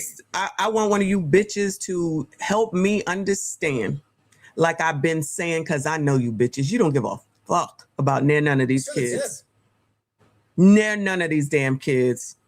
And then you got all the pro-blacks. Yeah, I'm bringing it the fuck in. That will not call shit like this out. This is not about the streaming part. Even though it's about the streaming part, it is about bitches who do this shit to their kids. How many times have we heard and talked about this shit where just because magically you 18, you kicking your kids out? As a person who has gotten kicked out, was not ready, but hey, it is what it is. But that's how I know that you don't even be ready. Just because y'all ready basically to become the whores that you turned into because you think because mama gotta have a life too, you know. Because mama gotta have a life too, you know. Just because you don't understand what the hell it is that they're doing don't mean that they're not doing and that they're doing something wrong. When you need to be concerned with what the hell it is that they're doing, you're not involved. When they out here essaying kids at the damn Planet Fitness, when they out here on the corner selling drugs, when they out here assaulting girls because they won't give the number, then you say, "Nah, my baby." How about you take an interest in what the fuck it is your kid is doing? How the hell you gonna be mad that your daggone kid is in the daggone house as long as he's graduating, as long as he's got good grades and understand what the hell it is that he's doing? Oh no, oh no. Now I ain't even got no kids and I'm trying to understand what the hell is going on. Your kid could be out in the daggone streets doing daggone wrong. He home just doing this shit. And you don't even look into it enough. You don't even use that phone to look into Google to see what the hell it means to be a successful streamer. No encouragement. It's always negativity. And then you bitches will turn around here trying to talk about black women, this and black. Fuck it. You're full of fucking shit. Just because you have a problem with men to the detriment to your own damn kids. You don't give a fuck about these kids. You're just trying to always be right and tell somebody what to do. These people, hold on. No, black women are the leaders of this culture. And if we aren't happy and satisfied, it's going down. That's exactly what happened. Because you think that somebody owes you something. You think you're the queen of fucking Sheba. Everybody is laughing at all of us because I have to be included because I'm a black woman too. But I'll be damned if I'm going to allow shit like this to continue and not say anything. Because one, y'all are fucked up. Two, you fuck it up for the rest of us. And three, you are angry, you are racist, and you are the fucking problem. I'm not saying them white bitches ain't problems because we just saw that they a problem too. I said that, I meant that. But child, I'm black. And you make it harder for the rest of us. So fucking, the black Cindy Brady with her bullshit, fuck you, bitch. Joy Reid, fuck you, bitch, okay? We all don't have to be Democrats. We all don't have to fucking follow you, and we all got our own fucking minds. And just because I'm not a part of that bullshit that y'all part of the bullshit with, don't mean that I'm a fucking coon. That means I'm a whole-ass motherfucking adult that don't listen to motherfuckers that would never listen to me. You don't run shit. You motherfuckers barely run your own shit, you fired bitches. You're fired, bitches. Always saying that it's somebody else's fault. This is nobody's fault but this black bitch right here. I said that. I meant that. Trying to act like you some fucking martyrs and you got all the daggone answers. You throwing your kid out on stream. You're so stupid. You don't realize that he's still streaming and everybody can see what the fuck it is that you're doing. You don't even take the time to understand how shit works. Swear you know everything and you don't know shit. So when he does become successful, because he will, y'all, because he will, and something happens to your ass and he don't come back for your ass, fuck you, bitch. Remember this. And remember, y'all, this started right here. This started right here with this card. Imagine what the hell he was going through up until this point. If you're going to get a card and say, happy birthday, get the hell out. That's why I'm going to pause it and make sure you bitches see this. And anybody that thinks that this makes sense is acceptable, that's why the black community has the problems that they do. Y'all always blaming men. It's you bitches. I said it. I meant it. It's you bitches because you don't give a fuck about your kids. You don't give a fuck about the damn community. You ain't no different than them white women. You just doing it on another type of time because you want some fucking attention. You think somebody gives a fuck about you in your opinion? They don't. They don't. You just looking crazy. And like I said with that sassy Santana shit, y'all ain't outraged enough for me. Y'all ain't outraged enough for me. This shit right here, we'll see. We'll see. You need to be outraged about this shit. Then you sit up here talking about how men don't do this, men don't do that, because you're raising them to be bitch asses. You're putting them behind the 8 ball by kicking them the hell out. Just because you don't know, you swear you know everything. And like when CGA said it's time to give up the 90s because that time is gone and you gotta acclimate to what it is right here. Acclimate, okay? You won't even talk to your damn child about what the hell it is that he's doing. You won't use that damn phone to look into what the hell it is that he's doing. Nope, because you swear you know everything. You looking ratchet as fuck. Ghetto, I said it. You looking ghetto and ratchet as fuck. And good luck to the rest of those kids that are there. If they're girls, In their own way, they will be fine. But y'all, if you're doing this to him, you'll do it to the rest of them too. You'll do it to the rest of them too. Good luck to those kids. But these are the people these are the people that run the culture, like the woman says. No, Black women are the leaders of this culture. And if we aren't happy and satisfied, it's going down. No new news there. We already know. And that's why the community is ass. The culture is ass. Because of Black bitches who don't know how to shut the fuck up. Remember 92% y'all was supposed to shut the fuck up and you ain't shut the fuck up since you said you was going to shut the fuck up. That's all right. I'm going to call it the fuck out. I don't care. Get mad, get glad. Call me whatever the fucking names that you want to. There's no way on God's green earth that anybody thinks that this is acceptable. Abusing your own damn kid. Giving him a birthday card to say, get the fuck out. I hope he's gone for good and never talks to her ass again. I said that. I meant that. Crisscross, thank you for the hide and jewels. Appreciate you. Wait, sorry. Thank you, hon. I appreciate you. One Solo. Thank you, hon. My house, section 8. No, that's the government's house. Now, I don't know that that's the case, but yeah, there's a lot of that going on too. Wild times, y'all. Wild times. Child, like everything ain't recorded. Dante, thank you so much for the hide and jewels. I appreciate you. Shout out to the squeegee kid. He said Mama had Nugtavius in her room and Nugtavius told her to kick him out before he gave her that grade A. There sounded like there was some man in the background. I don't understand that part. Maybe we'll find out later, but I feel like I did hear some man. Maybe it was a brother. I don't know. I don't know these people. I just woke up to this morning when I just rolled over and looked online and was like, what the hell is going on, you crazy bitch? Mr. Tie Pie, hopefully I'm enunciating that right. Thank you so much, honey. He said, I think that he is 18 and her house, no job, etc. This didn't just start and she is probably tired of it. It didn't just start, correct, because she doesn't think that this could be something. But I feel like there's a better way to handle this than to beat him up. And I said that on the internet in front of 10,000 plus people. If women, Black women in particular, do not know how to handle children, do not know how to handle conflict, can't work through shit, can't talk through shit, give them up to their fathers. But I know that's never going to happen. She gets no excuses at all. Fuck that bitch. Because this is not the first time that this has happened. And the fact that, and that's why I have this paused here, y'all, that she wrote this on his birthday. Now get out. You think that that is a sign of a stable mother woman? Do you think that she's been nurturing to him? Do you think that she has been teaching him much of anything that's going to help him once he does get out? Do you think it makes sense to kick out a child? I don't care that he's 18 in the middle of the night because you can't handle your emotions, because you can't get your emotions under control. Don't make sense to me. But child, what the hell do I know? Y'all think this shit is normal? That's why the culture is fucked the fuck up. Thank you, Juan Solo. He said in 10 years, her story will be he left on his own. When he gets successful like the rest of them do, and he's living in mansions and doing whatever the hell it is that they do, she gonna come begging outside of the window. And I vote that he ignores her like the fucking wall. STW Media, thank you for the hide and jewels. I appreciate you.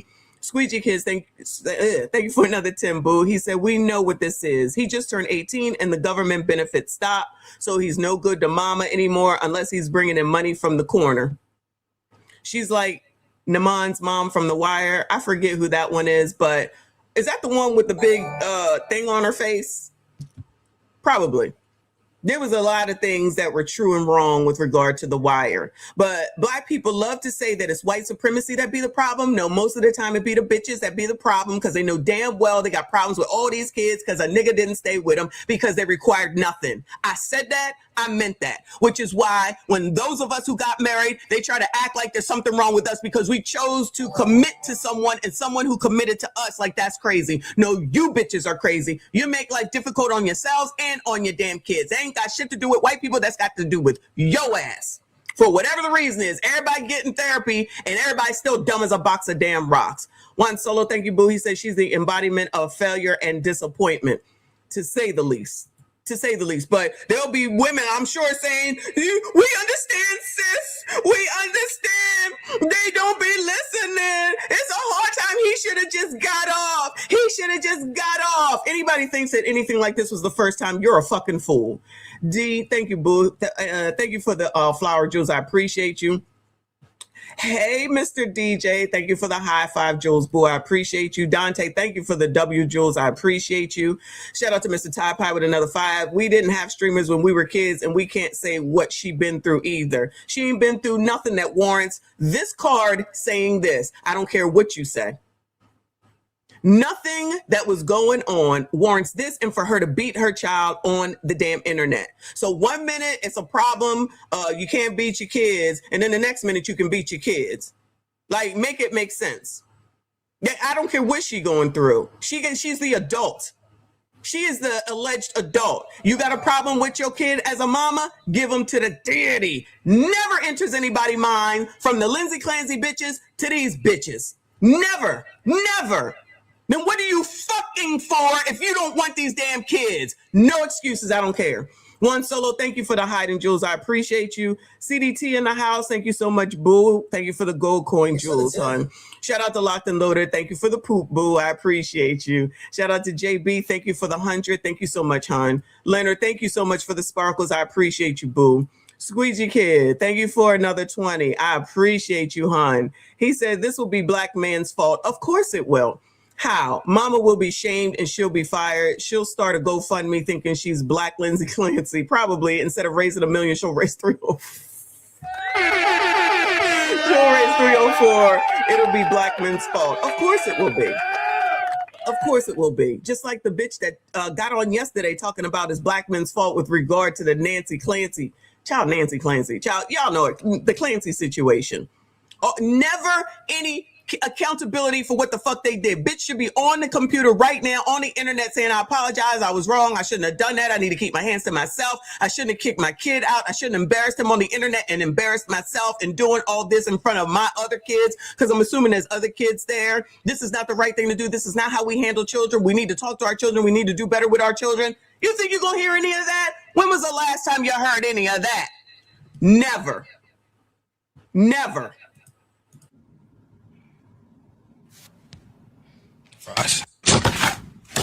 Hold on. Oh, there it is. Davis gifted Nitro Camden 100 subs, which equates to $599, child. What is this? I got to get on here. $599, and shared some words of it. Shout out to them. Shout out to them. And shared some words of encouragement after he was kicked out by his mom. Bro. Davis just gifted 100. There it is. We fucking did it. We fucking did it. Oh my God. Yes. Yes. No, God did. Get We did. Oh my God, I appreciate that, bro. I love you, Dave. We gotta play Phantom. You know, W. legit. Oh my God. Keep hustling. I was listening to Yo. You got this. Okay. W him. We're gonna watch the second clip for context, but I ain't gonna lie, bro. That's tough, bro. I know it's like super hard trying to come up in an environment that is not W Camden. I said W him. W Camden is what I should have said. I can imagine it's super hard trying to come up in an environment that's like not accepting of it.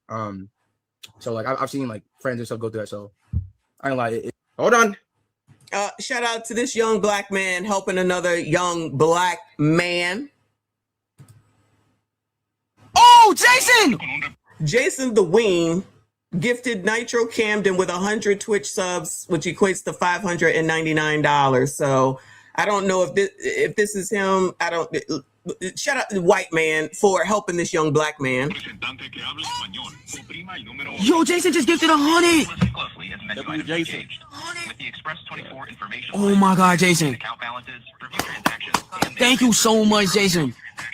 Yo, the whole bro. Oh my gosh. Thank you so much, bro. No, hold on. I might call him back.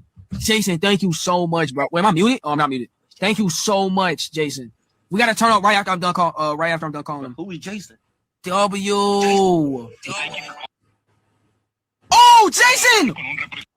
Let me gift them some subs, bro. Jinxie gifted Nitro Camden 500 Twitch subs, which equates to $2,995 after reacting to his situation with his mom. Chad, I just gifted 500. I'm about to keep on GoPro. I know. I'm gonna wait till he sees it. I'm gonna wait till he sees it. I don't know his name. Yo, who just gifted me 500 subs? Jinxie! Jinxie 500 gifted. Oh my gosh! Child, these youngins out here giving away $600 like it ain't nobody's business. And she over there wilding the fuck out. Maybe if you took the time to understand what the fuck was going on instead of being a you don't tell me type of bitch. Jinxie! Yo, Cam, good luck, bro. Jinxie! Get the fuck out of that house, man. That boy got Jinxie! Thank you, bro. Oh, white man's giving him money, child. All this racism, child. Lord help your people. He said, get the fuck out of that house. Cam, I don't know. Hey, Cam, I don't know where you're streaming at right now, bro, but just, oh, he's delayed. Chad, he has a delay. He's delayed, bro. He's like 5 minutes delayed. Yeah, Cam, I don't know where you're at right now, bro, but try to stream over there as much as you can, man. Chad, let me get them some. I have a brand deal line. Agent offered Nitro Camden to join him on a brand deal stream and split the money.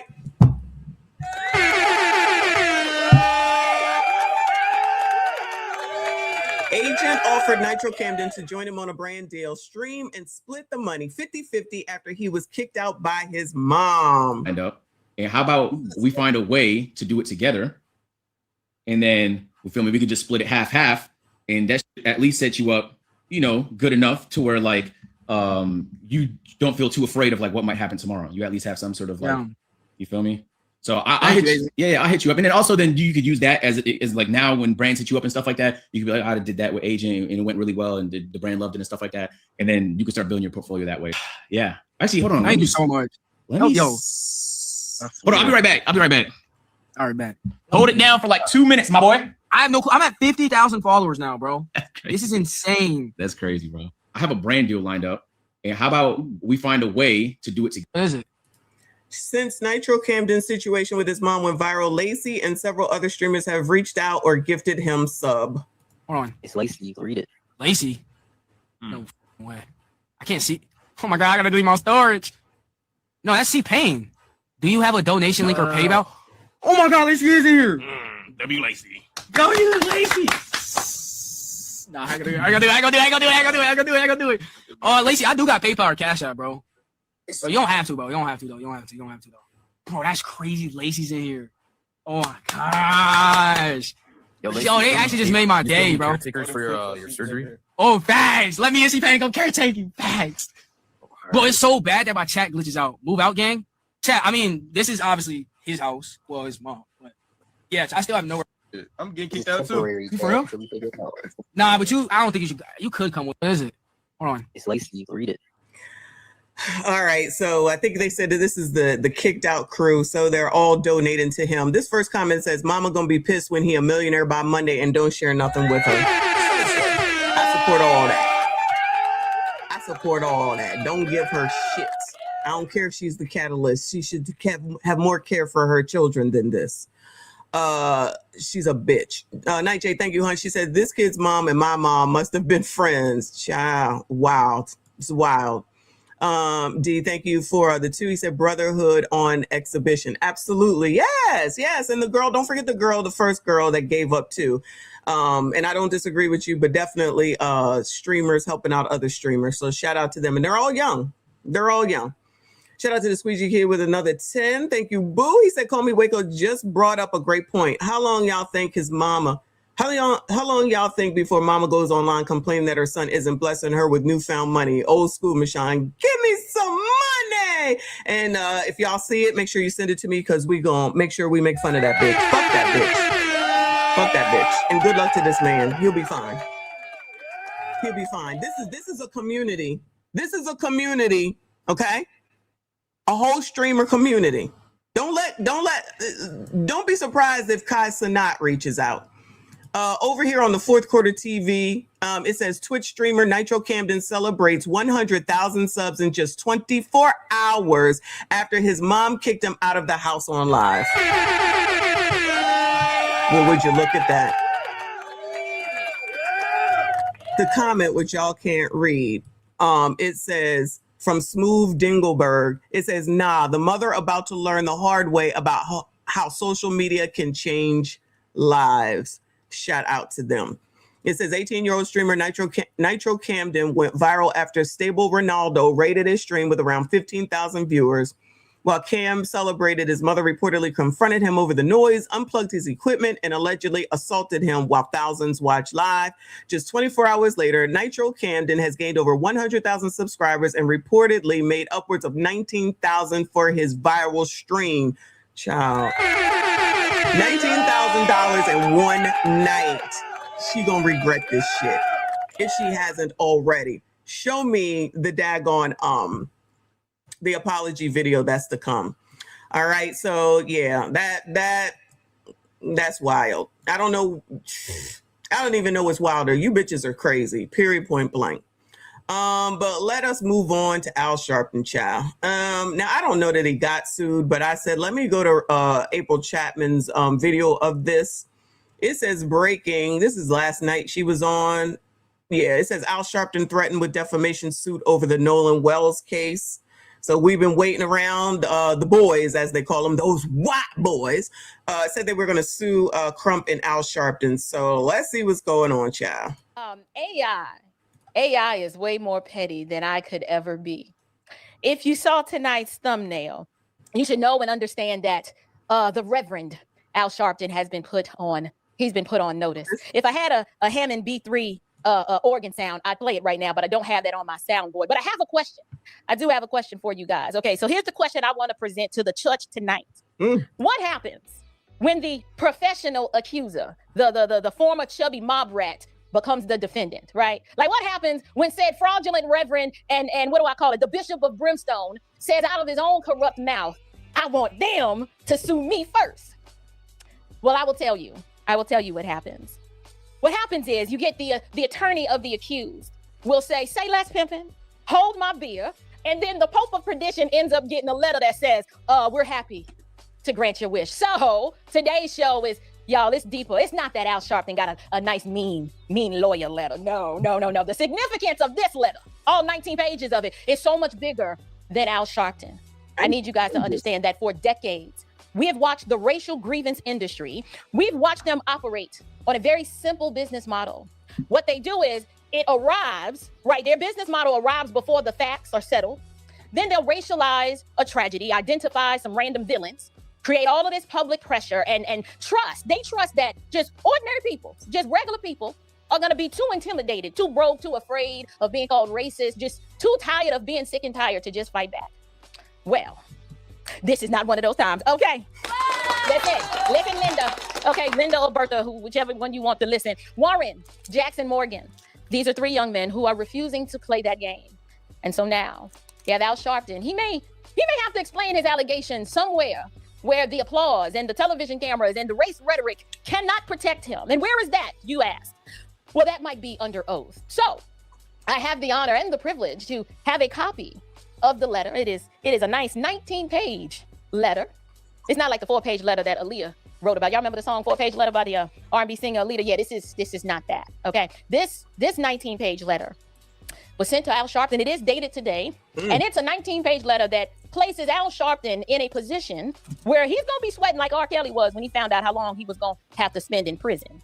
You understand? So Al Sharpton's his issue here that he's faced with is that on TMZ, he levied some commentary that apparently suggested a very suspicious sequence. His first assertion was that Nolan went out with 3 white friends and nobody came forward. And one of the young men supposedly had the phone and the keys and supposedly then denied having said phone and keys. And then the phone's content supposedly had been erased. These are things that Al Sharpton said in the TMZ interview.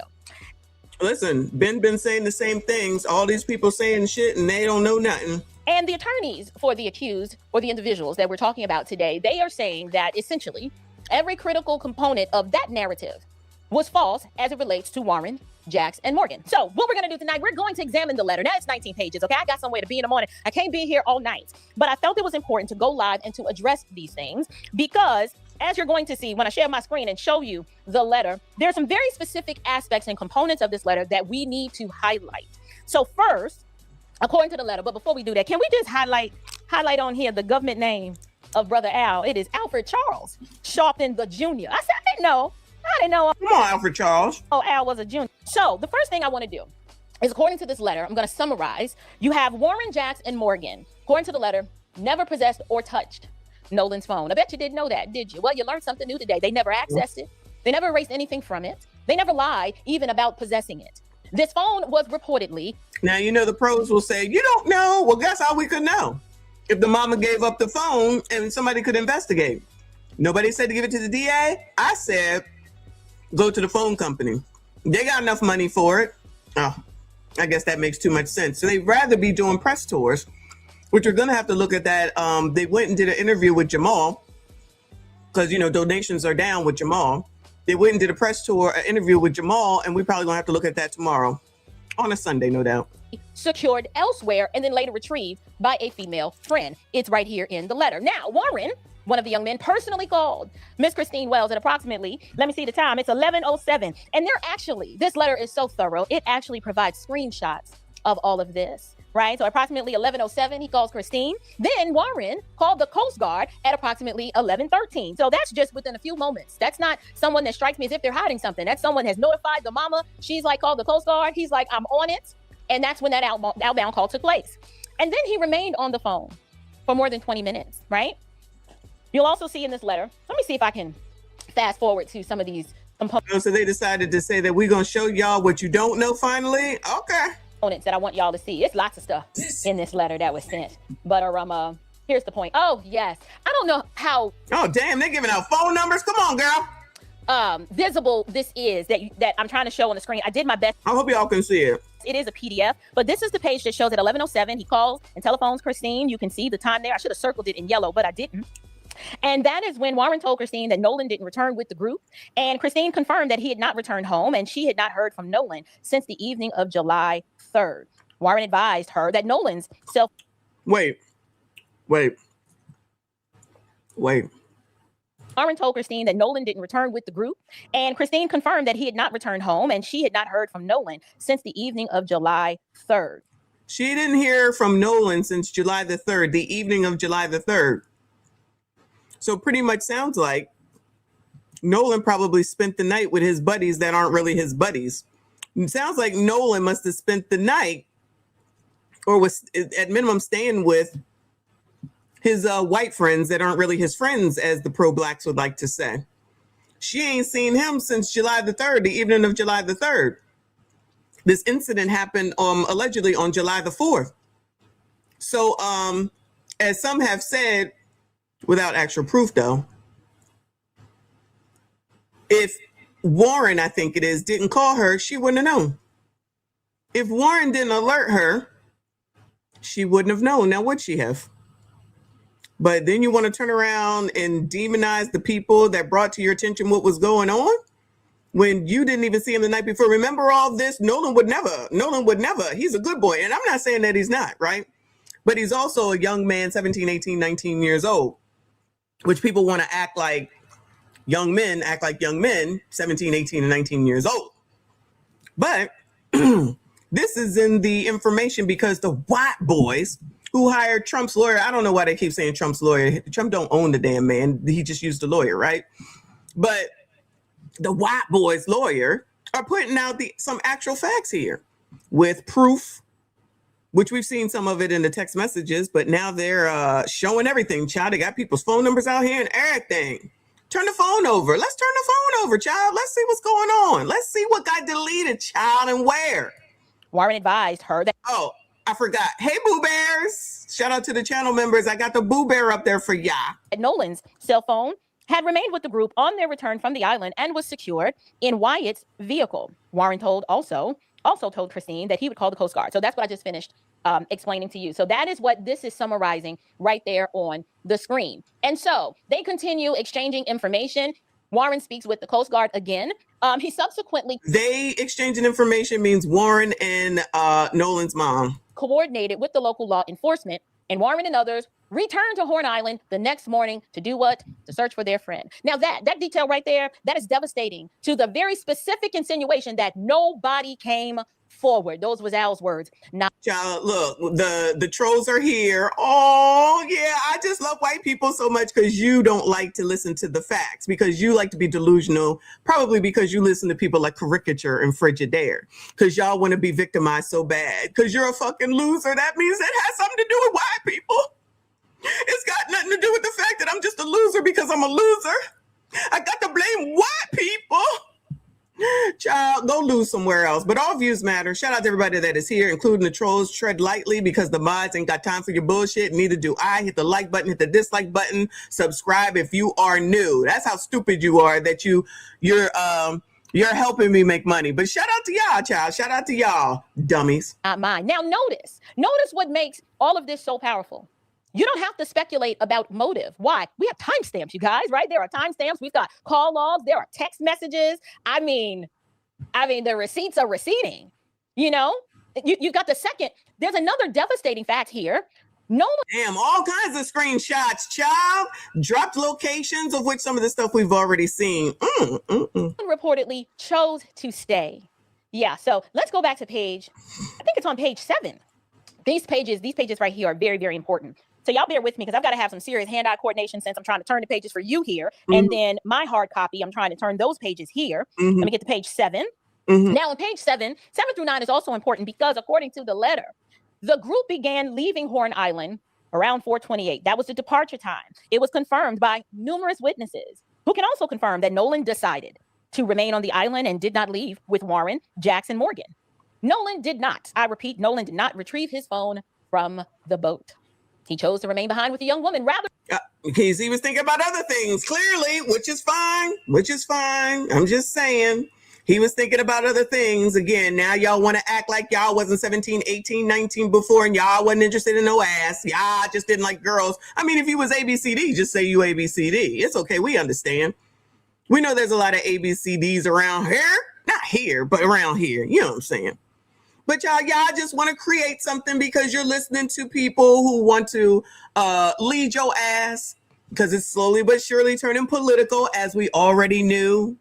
And y'all want to win against white people so bad, and you want to blame people that don't follow along with your dumbass narrative that makes no sense with actual facts. I guess they can't trust April either, which is why I didn't go to BCP. I said, or Tatum. Well, I wasn't going to go to Tatum anyway. But this is why I said, let's go to April. See if you want to listen to someone else with some sense that happens to be black. But I'm sure she's not on code either, child. Shout out to April. Shout out to Crisscross with some more poop. I appreciate you, boo. Then return with the group. What do you look at that? Free agency, just a grown man making decisions for himself. Unlike last night when I told y'all Jamal Bryant tried to. Oh, y'all, I'm not going to be coming to the picnic. The difference between you and me is that, bitch, I can have my own picnic. I don't need nobody for shit. So go troll somewhere else because that shit don't make no bit of difference to me. You're the one that needs validation, not me. You're the one that's in love with white people, not me. Child, clearly you missed the beginning of this damn show because you're so busy, again, listening to the race hustlers. Keep following Al, child. Keep following Ben Crump. Follow them. Over the line, child. Over a cliff, bitch. Frame it as if they was responsible for him. I guess, I don't know, was they supposed to put a leash on the boy and say, boy, it's time for you to go. You got to get. We're leaving. You're leaving. Gotta go. The way Jamal Bryant framed it, you would think that's how this was supposed to go. But there's also an unexpected fact here that gives the return trip a very specific timeline. So you've got one boat, right? I wish I could zoom this in, y'all, but I can't. But there was one boat that was reportedly taking on water because of a defective bilge pump. Now, I'm from the Bronx. Okay, I'm from New York City. I don't know anything about boats. I'm not an aquatics person outside of loving the beach. That's the extent of what I know about boats. However, I am assuming, based on being so adjacent to this case, that this pump is responsible for making sure that water doesn't come in the boat and pumps it out. And if it's defective, I'm assuming that means the water's going to come in. Look at that. How so smart. Look at that. Now, the letter contains pictures, okay? Let's show you guys some pictures. We've got some photographs here. And it also shows you pictures of the CTO call record at approximately 4:48 p.m. So that means we've got receipts. A lot of different views of this boat. Now, we've only seen basically the one with the video, which this could be a still. I don't know if you can see the mouse, the one on the top left. So it could be a still from the video, but it looks like they got quite a few other pictures that we haven't seen before. No one is hiding anything. No one is withholding information. And the idea that no one came forward is simply not true. Now, the return trip took roughly 1.5 hours. So this is not me merely telling a story. Attorney Tyler Cox appears to be building corroboration. What is my point? My point is that this does not tell us what ultimately happened to Nolan. No, it absolutely doesn't. So that's why the trolls are trolling. Just like when they asked Al, once you find out what happened, are you going to accept it? Of course not, because it's Mississippi. It's down in the deep South, and all these people, all these thousands of people are all covering for each other, just like all the people over there with Carmelo Anthony. So now that we've heard what happened or what the text messages was in the past for Austin and Carmelo, both of them are thugs. Both of them got issues and had problems. But as we saw with Caricature and the parents, they just ignored what their son was up to. And it's just like, look what that white boy was doing. Look what that white boy was doing. Child, look at what that black boy was doing. Ignore all that. Tadisha, are you here? I'm not on code, child. Fuck y'all's code, okay? Not on code, child. Because even with the information and the proof in your fucking face, you're still supposed to go along with the blacks because they've been known to be right about so many things. The Wells and Wansley family, they want answers to that question, and so do so many of us out here. So we still don't know, and we want to know. But the problem is, this challenges the insinuation that Nolan simply disappeared while under the exclusive control or company of these three young men. You cannot demand that everybody follow the evidence while you're out here simultaneously refusing to follow the evidence when it walks away from your preferred racial narrative. Yes. Yes. Thank you, April. When you don't like what you see with evidence, it's a no. Only when you like it, it's a yes. That's just not how it works, y'all. That's just not how it works. These are the people who say, we're not trying to make it about race, but they are the ones that keep racializing this entire situation. And well, technically, I guess the Wamsleys don't want to make it about race. It's the other ones that want to make it about race, which I got to go see what Michi has been saying lately, because that's her problem. And a couple other people that I've seen, that the Wamsleys will not say that this is racism. I mean, how can they? They was having a great life down there in the MISS. They was having a great life, making great money, doing big things, child. But now all of a sudden, child, it's all this racism. All this racism. I really have, there's another part of this letter that I want to emphasize, and I want to draw it to your attention. Let's hop on over to page. Y'all, I now sound like a house ninja. Well, I'll be damned. No, I just sound like a black biatch that's got some sense, knows how to treat her kids and knows how to be fair. And I'm not on no fucking code with a bunch of motherfuckers that are delusional, following behind Ben Crump and Al Sharpton. Page 14, you guys. Look at this. And Caricature and Frigidaire. Oh, gosh, this brings tears to my eyes. You would think I grew up with these boys and I know damn well that's not another picture. This got to be AI. Not another picture with, this is a new picture, y'all, with Nolan and them white boys, which I can't see who they are, but child, they all look the same to me, child. White people, calm down. Y'all all look the same. And somebody had to superimpose this. This got to be AI, child. This got to be AI. Knew them. This is a picture of all of them together. And in this letter, the attorneys state specifically, and they say, stand on what? What is there to stand on? I don't give a damn what you think. I don't even know you, nigga. What the fuck would I care? I don't even know you. You're the one here. You're the one that's here. Child, you don't like facts. You're the one that's delusional. I don't care what you call me. That don't change shit for me. We good over here, nigga. This is something that didn't get highlighted. You've never heard Christine or her husband acknowledge this at all. What? But on page 14, they specifically state that, quote, without the assistance of Warren, Jax, and Morgan, the investigation into Nolan's whereabouts would not have started. Of course not, because what bitch asses don't want to admit is that the mama didn't know where her son was. She didn't know how long he was going to be gone. She didn't know anything, because if the white boy didn't call her and tell her, she wouldn't have known, because the last time she saw him was July the 3rd night. Now, is that weird? No, he's 18, I believe, or he was 18 or 19 or whatever. He can go stay wherever he wants to. But instead of listening to the facts, y'all want to act like everybody's innocent around here. I don't give a damn to this Mississippi. What you don't know, nigga, is that I was in Mississippi on July the 4th. Bitch. Y'all swear you know so much and don't know shit. Just sit there and listen and shut the fuck up. How about that? But we know black people can't do that. That's why you got the daggone streamer now who about to be a millionaire and his mama looking like the ass that she is. When he become a millionaire, she's still going to be pouring on assistance. And we here for it. But anyway, so we're not going to sit here and listen to what April is saying, which is absolute truth, as with the text messages and what was written in the text messages there from the mama and from Warren, letting her know, we ain't heard from your kid, child. You heard from your kid? Nah, I ain't seen him since July the 3rd. They working on July the 5th, and she ain't seen the kid? All right. Again, he's an adult. He's 18 or 19. He can be wherever he want to be. But it sounds like he was staying with them white boys who were not his friends, regardless of all these pictures that you see. As soon as it did. And because again, we know that, when you was younger, all your parents knew everybody that you was with. Even though as much as these kids hang out with each other with all these pictures, there's no way she didn't know who these people were. I don't care what she said. We would all be further from getting to the truth. That's pretty insightful. Think about it. They could have easily went on with their night, got into bed, didn't think about Nolan, assumed that he was good just because they didn't hear from him. You know how kids are. But that's not what happened. No, these people want to act like they don't know how kids are. This is like making the excuse for Cassie. Her frontal lobe just wasn't built. No, she was fucking, and then she fucked up. She was hypergamously fucking. Child, I ain't got time for you. Is it Rodney Jerkins? Child, you ain't got enough money. Diddy is here now. He got more money, child. I'm gonna go fuck that nigga. I guess that wasn't true either. It was her frontal lobe. It's not fair. It's not her fault. Oh, no. Oh yeah. Okay. Whatever y'all say, child. Whatever makes y'all feel better. They then go on to say that these three young men loved Nolan like a brother. And this letter accuses Al Sharpton of smearing them without any factual basis.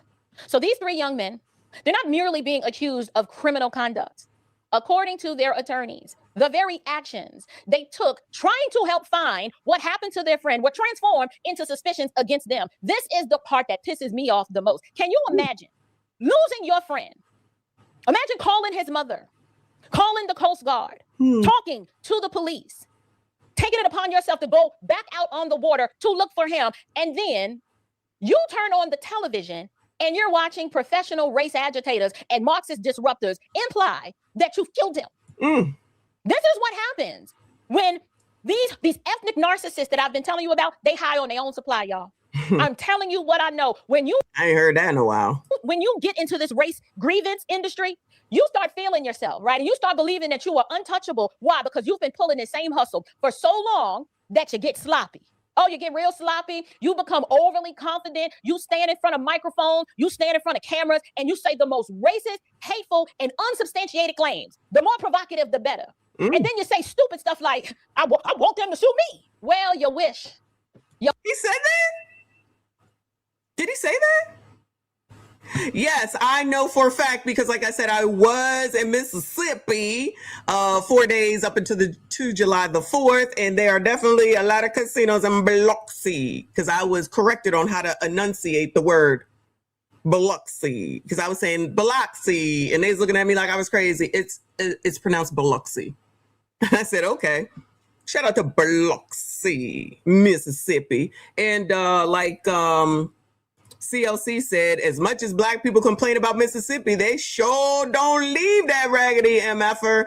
I said when I was there, because I was in Gulfport, but I was going to Biloxi. And I said, I could never live here. Not even because of the racism, because it's slower than where I live at now. I live in the suburbs. So it's slower. What the hell I want to move here for? Now, listen, they do have some decent food down there. I ain't gonna lie. However, live there? Hell no. Hell no, y'all got that. I will eventually get to Louisiana and visit New Orleans, but to move there, no. I got to stay East Coast all the way. No way, no how. Your wish is their command, Reverend Al Sharpton. Since you want to talk about depositions, let's have some depositions, right? See your little NAACP rallies, right? With all of those middle-aged baby boomer black folks sitting in the audience who are just stuck in. She called the baby boomers middle age. I thought we was middle age. No, excuse me. The millennials are now middle age, aren't they? I'm old. The millennials are now middle age, right? Because they about in their 30s. That's about middle age, y'all. That's about middle age. Shout out to Michael. Thank you for another Timbu. He said, black folks who say no good women to see on screen are full of ish because of you, April, Mika, all of y'all married too. Thank you, hon. I appreciate you. Shout out to you. Appreciate your support. Shout out to all of y'all. Thank you so much for your support. That's actually very nice to say. But that's not accepted in the community, boo. That's not accepted. Being married is not on code. I mean, being married to a white person by a black person, that seems to be the code. Ain't that crazy? Can't stand white people, but all these people who are married to white people, they don't have a problem with. Shout out to Cam Cam. Shout out to Don Lemon. But I'm the problem. Child. Cold as fuck the fuck up. She is creative, says 35 is, yeah, that's what I thought it was, like right in the 30s. I'm old. The sunken place, still holding on to their master's dirty drawers, sniffing them like this, what do you call those little dryer sheets? The downy dryer sheets. That's what they're doing. You get to stand there in front of them and spew out all of your racist rhetoric. You can do all the TV interviews and they'll allow you to spew all kinds of insinuations, and you can push all of those brain dead slogans that you come up with. But here's what's different this time. Since you said you want them to sue you, okay, fine, we'll go there. Here's what happens in discovery, though. In discovery, that requires documents. You can't pontificate in discovery. A deposition is going to require you to provide some answers. Not your feelings, not, I was just, no. You don't get that there. So Al Sharptongue, he's got some homework to do. She calling him Al Sharptongue. Right? So when you get to page 18 of this intent to sue for defamation, in contemplation of litigation, this is to Al, it says, you are further instructed to preserve all documents. This is the homework he has to do. He's got to preserve all documents, electronically stored information, and tangible materials relating in any way to Warren, Jax, Morgan, the underlying incident, or your publications concerning them. He's got some preservation of his own to do. It's an obligation. And it includes, without limitation, drafts of publications, deleted or edited posts, photographs and videos, raw or unedited recordings, emails, text messages, direct messages, WhatsApp, Signal, Telegram, or other similar communications with sources, communications with other publications or journalists, editorial communications, research materials, notes, screenshots, social media. So everything. Don't throw nothing away. Analytics, website traffic information, advertising or monetization records, metadata. Dang, he got how you hold on to that? I don't even know how you access the metadata. I don't know. I need to look into that. Communication. Go into the damn phone company. What is his name? Zuckerberg can get it. Ain't he always on trial for something? How come the parents aren't responsible for what they allow their kids to do? Zuckerberg got to be your kids is in charge of your kids. Thank you. Our problems, boo. I appreciate you, hon. It's very kind of you. Yeah, y'all old too. Damn, Pop Light said, to be fair, some in their 30s look middle-aged. Lord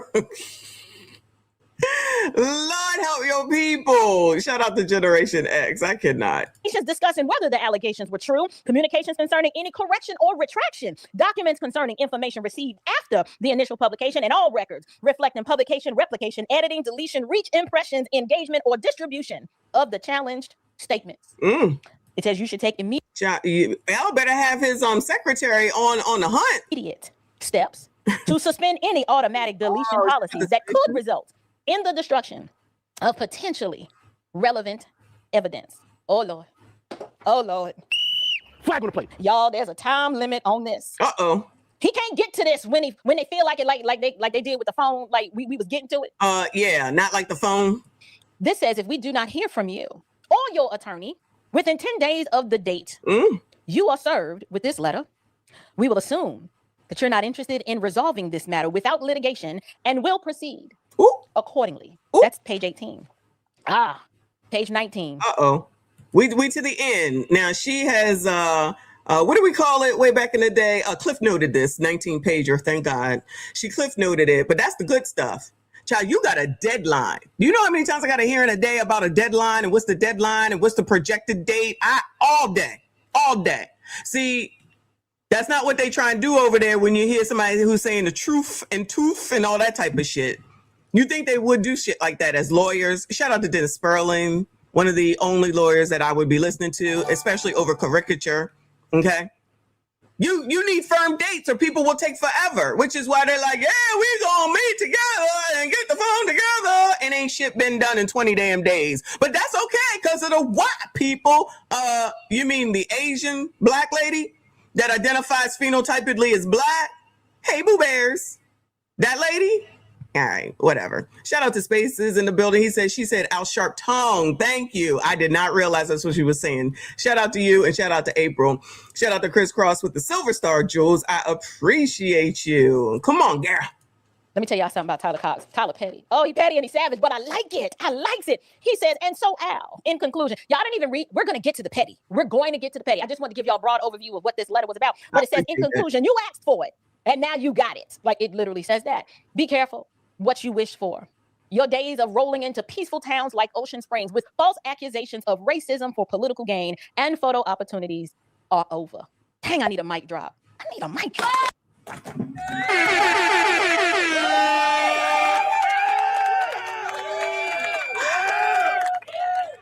They ain't playing no games. They ain't playing no games. Who's Al's lawyer? Who knows? Is Ben Al's lawyer, or does Al have? Let's see if Al uses Ben as his lawyer for this. Woo! The good folks of the Mississippi Gulf Coast do not want you to give us a sanctimonious and unwarranted history lesson. I know that's right.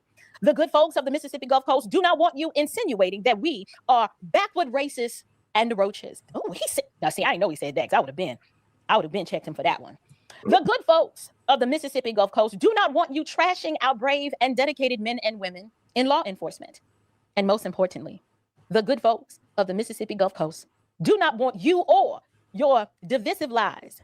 Al Sharpton, should you not apologize, retract, and delete your defamatory statements within 10 days of the date you are served with this letter, litigation will become necessary.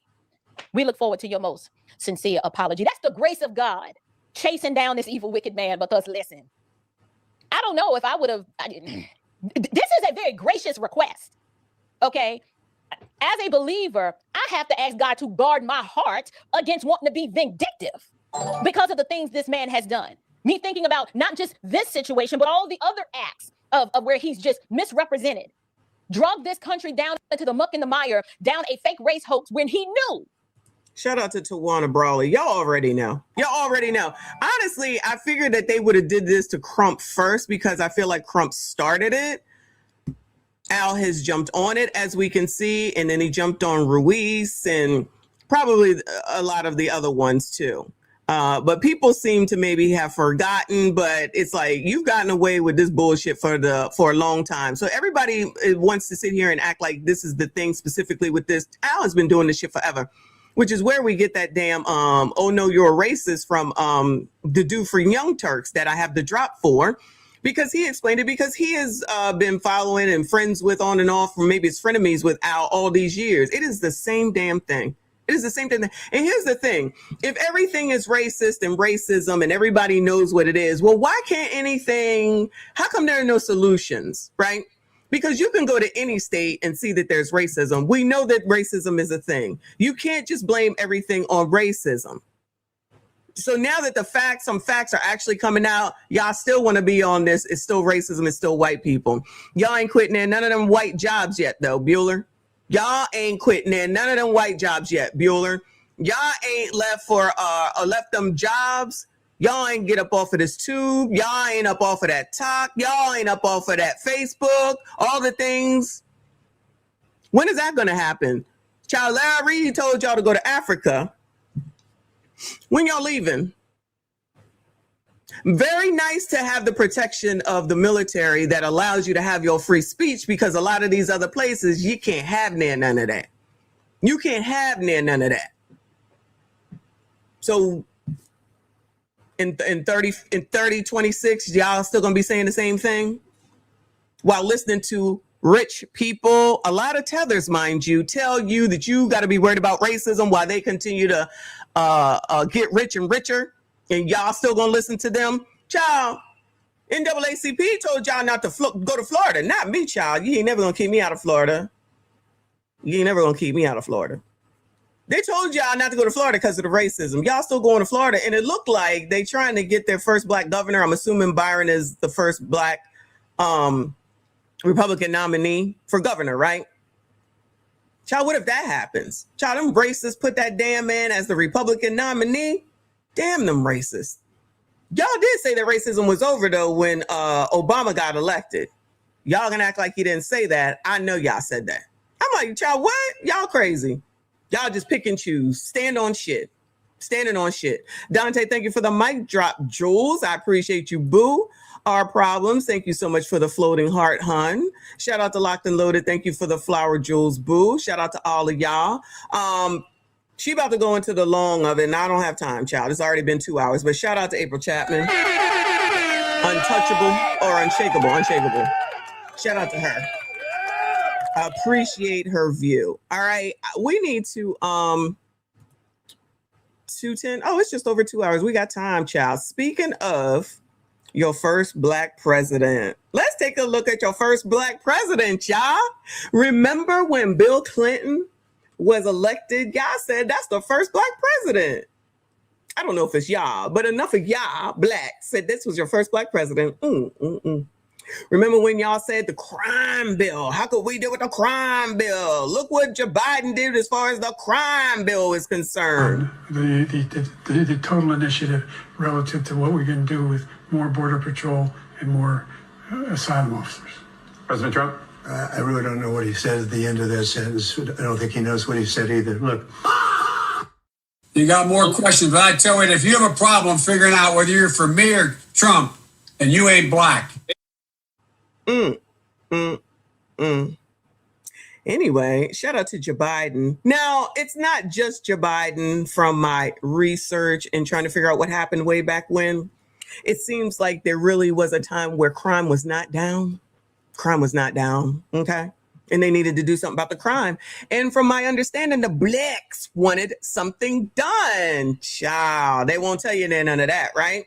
Shout out to Chris in the building. I appreciate you, hon. He said, when I go to Peru, they discriminate against the black people there. They only see me as American there. There's a different privilege everywhere. Shout out to Peru. One of my friends will be moving to Peru, and I'm going to go visit. So I'll see what's going on once I get there. Shout out to you. I appreciate you. Let's hear it. All right. So this is actually a black guy here on the tube. He's got 16,000. The Air Report. I don't know if y'all heard of him. It says the 1994 crime bill was worse than you think. Now, I'm going to go through this, and of course, I'm going to speed it up. I don't know if we'll get through the whole thing because, child, y'all know I be getting hungry. All right. Plus, I got shit I still need to do. I did make it to Dollar General already. Made it to the gym. Made it to Dollar General. What else did I do? Made it to the drugstore, but I still got other shit I got to do. Shout out to y'all on this Saturday. Shout out to D with the 5. Thank you, boo. Comedians start calling Clinton the first black president, and everyone else followed suit. After he went on Arsenio, if I'm not mistaken, and played the trombone or something, child. Whatever he was playing musically, they was like, yeah. Thank you, boo. When this bill is law, we will have 100,000 police officers on the street, a 20% increase. It will be used to build prisons to keep 100,000 violent criminals off the street. We will have the means by which we can say punishment will be more certain. When that's incentivized, the question is no longer whether someone committed a crime. It's not about that now, because we've seen that people framed all the time, because these are the same people who are responsible for determining what a crime is. Peace, y'all. Today's episode deals with the 1994 crime bill and some of the sort of dark hidden histories related to the devastation that the 1994 crime bill. How come I only see a bunch of black people? Caused. In my humble opinion, it doesn't get talked about enough. So I'll start off with a question. What happens when incarceration becomes an industry instead of a last resort? And specifically, I'm talking about a scandal, a judicial, legal, law-based scandal that became known as Kids for Cash as a result of the crime bill, which led to punishment becoming a for-profit industry. How many of us know about this scandal? I did Kids for Cash. I ain't never heard of that. What in the world? Not the bagpipe. Goodbye, y'all. Y'all ain't shit. Shout out to the chat, though. Bill Clinton was up there playing the bagpipes in the tuba. Y'all ain't shit. Shout out to the chat. Shout out to Nick Taylor. He said, Michon got to go fold. Oh, don't remind me. I do have clothes to fold. I got a lot of clothes folded, but there are more that need to be done. And I got to wash clothes. I couldn't find a bra this morning for the gym. I'm like, damn, I got to wash some damn clothes. So that's a part of what I need to do today, too. Most Americans, I assume, have heard about the crime bill, the 1994 crime bill. For those of you who are less familiar with it, I encourage you to read The New Jim Crow by legal scholar and lawyer Michelle Alexander. The New Jim The book has won, multiple awards. It, sent shockwaves through the U.S. for a long period of time, maybe a decade or so. and it still resonates. And I think it's like a must read. It's like, it should be part of. It should be part of like. It should be something that every American knows, but too many of us don't. So anyway, if you're interested more in learning more about the 1994 crime bill, read that book. There's a whole lot of other literature. But for those who are less familiar with the crime bill, I will provide a brief overview of some really important points. So the crime bill was legislated in 1994. The bill was written by then Senator Joe Biden, and it was signed into law under then President Bill Clinton. Shout out to Unless we do something about that cadre of young people, tens of thousands of them, born out of wedlock, without parents, without supervision, without any structure. We see the stories every night. Well, child, ain't that what we going through right now? All these team takeovers and shit. What's up with that? How come ain't nobody trying to come up with another crime bill? Child, ask Joe Biden. He got the tips on it, child. Ask Bill. He got the tips on it. Mika up in here. Hey, boo. She said stopping by to show support and making sure my purse isn't flat on my way to the bank. Lord have mercy. Shout out to the flat purse. If you know, you know. Shout out to you, boo. I see you. I appreciate you. Just ask Joe Biden. Just ask him what we need to do. Oh, my bad. He said crime is down, though. Stories of a violent generation of children committing unthinkable acts of brutality, even murder. The head cheerleader was then President Bill Clinton's wife, Hillary Clinton. She used the language of a Princeton University criminologist, or he studied criminology, but he coined the term super predator. And I remember the term super predator. So Hillary is a problem too. Hold on a second, y'all. Hold on. Hillary is a problem too. I told y'all, if Hillary didn't become president, you ain't gonna see no woman become president, y'all. Hate to be the bearer of bad news, but it is what it is. Hold on one second. All right, let me play this while I'm waiting. He used the term to define young black men across the United States. And as a result of this definition, he theorized that if something didn't... So y'all were termed, shout out to the sassy straights, the black ones, y'all was coined super predators? Wow. And Hillary said, yeah, damn them super predators. Wow. Child. Some trying times back then, y'all. Some trying times. Happen to bottle or to contain these young black men across America, they would ruin the country in essence. And so something needed to be done about this crime-ridden youth across America, and black American boys were the focus of this target. They were the target. They were public enemy number one. Aren't y'all still public enemy number one, Bueller? Are y'all not still public enemy number one? So this is my question though, given what that man just said. So your fave, Rolly Roll didn't know all this? So Rolly Roll didn't know all this? All right. That is it for us. I do gotta ask you, do you know how to wobble? I'm sorry, what? Do you know how to wobble? I don't. You know how to wobble? You just lost the black vote right there. Yeah. Karen, the black folks in your staff need to teach you how to do the wobble. Trust me. Can you show me how you do it? I can show you how to do it. You gonna pick up some votes, trust me. Now he's supposed to be the politician for the blacks. But he was certainly bootlicking, like y'all like to call me, for Hillary. Miss Hot Sauce in her bag. Y'all let that shit slide. Y'all let a lot of shit slide, I tell you. Then you want to talk about other people when you never look in the mirror about your own shit. You got more questions, but I tell you, if you have a problem figuring out whether you're for me or Trump, and you ain't black. And that was most recent. Well, but I gotta see it in order to know it. Hold on, you need some music. I don't really the music, but I'm just saying. Okay, who can show me? Come on, don't be shy. Coonin. I told y'all Black Network we do a little bit different. Well, you raised it. Now don't leave me hanging out you here. Want me to put my iPod on? I got music. Maybe. Yeah, plug this up right now. Y'all know I put it on now. Secretary Clinton, it's a pleasure. Thank you so very much. Claflin, thanks you as well. Round of applause, please. Democratic presidential candidate. Thank you, Roland. Secretary Hillary Clinton.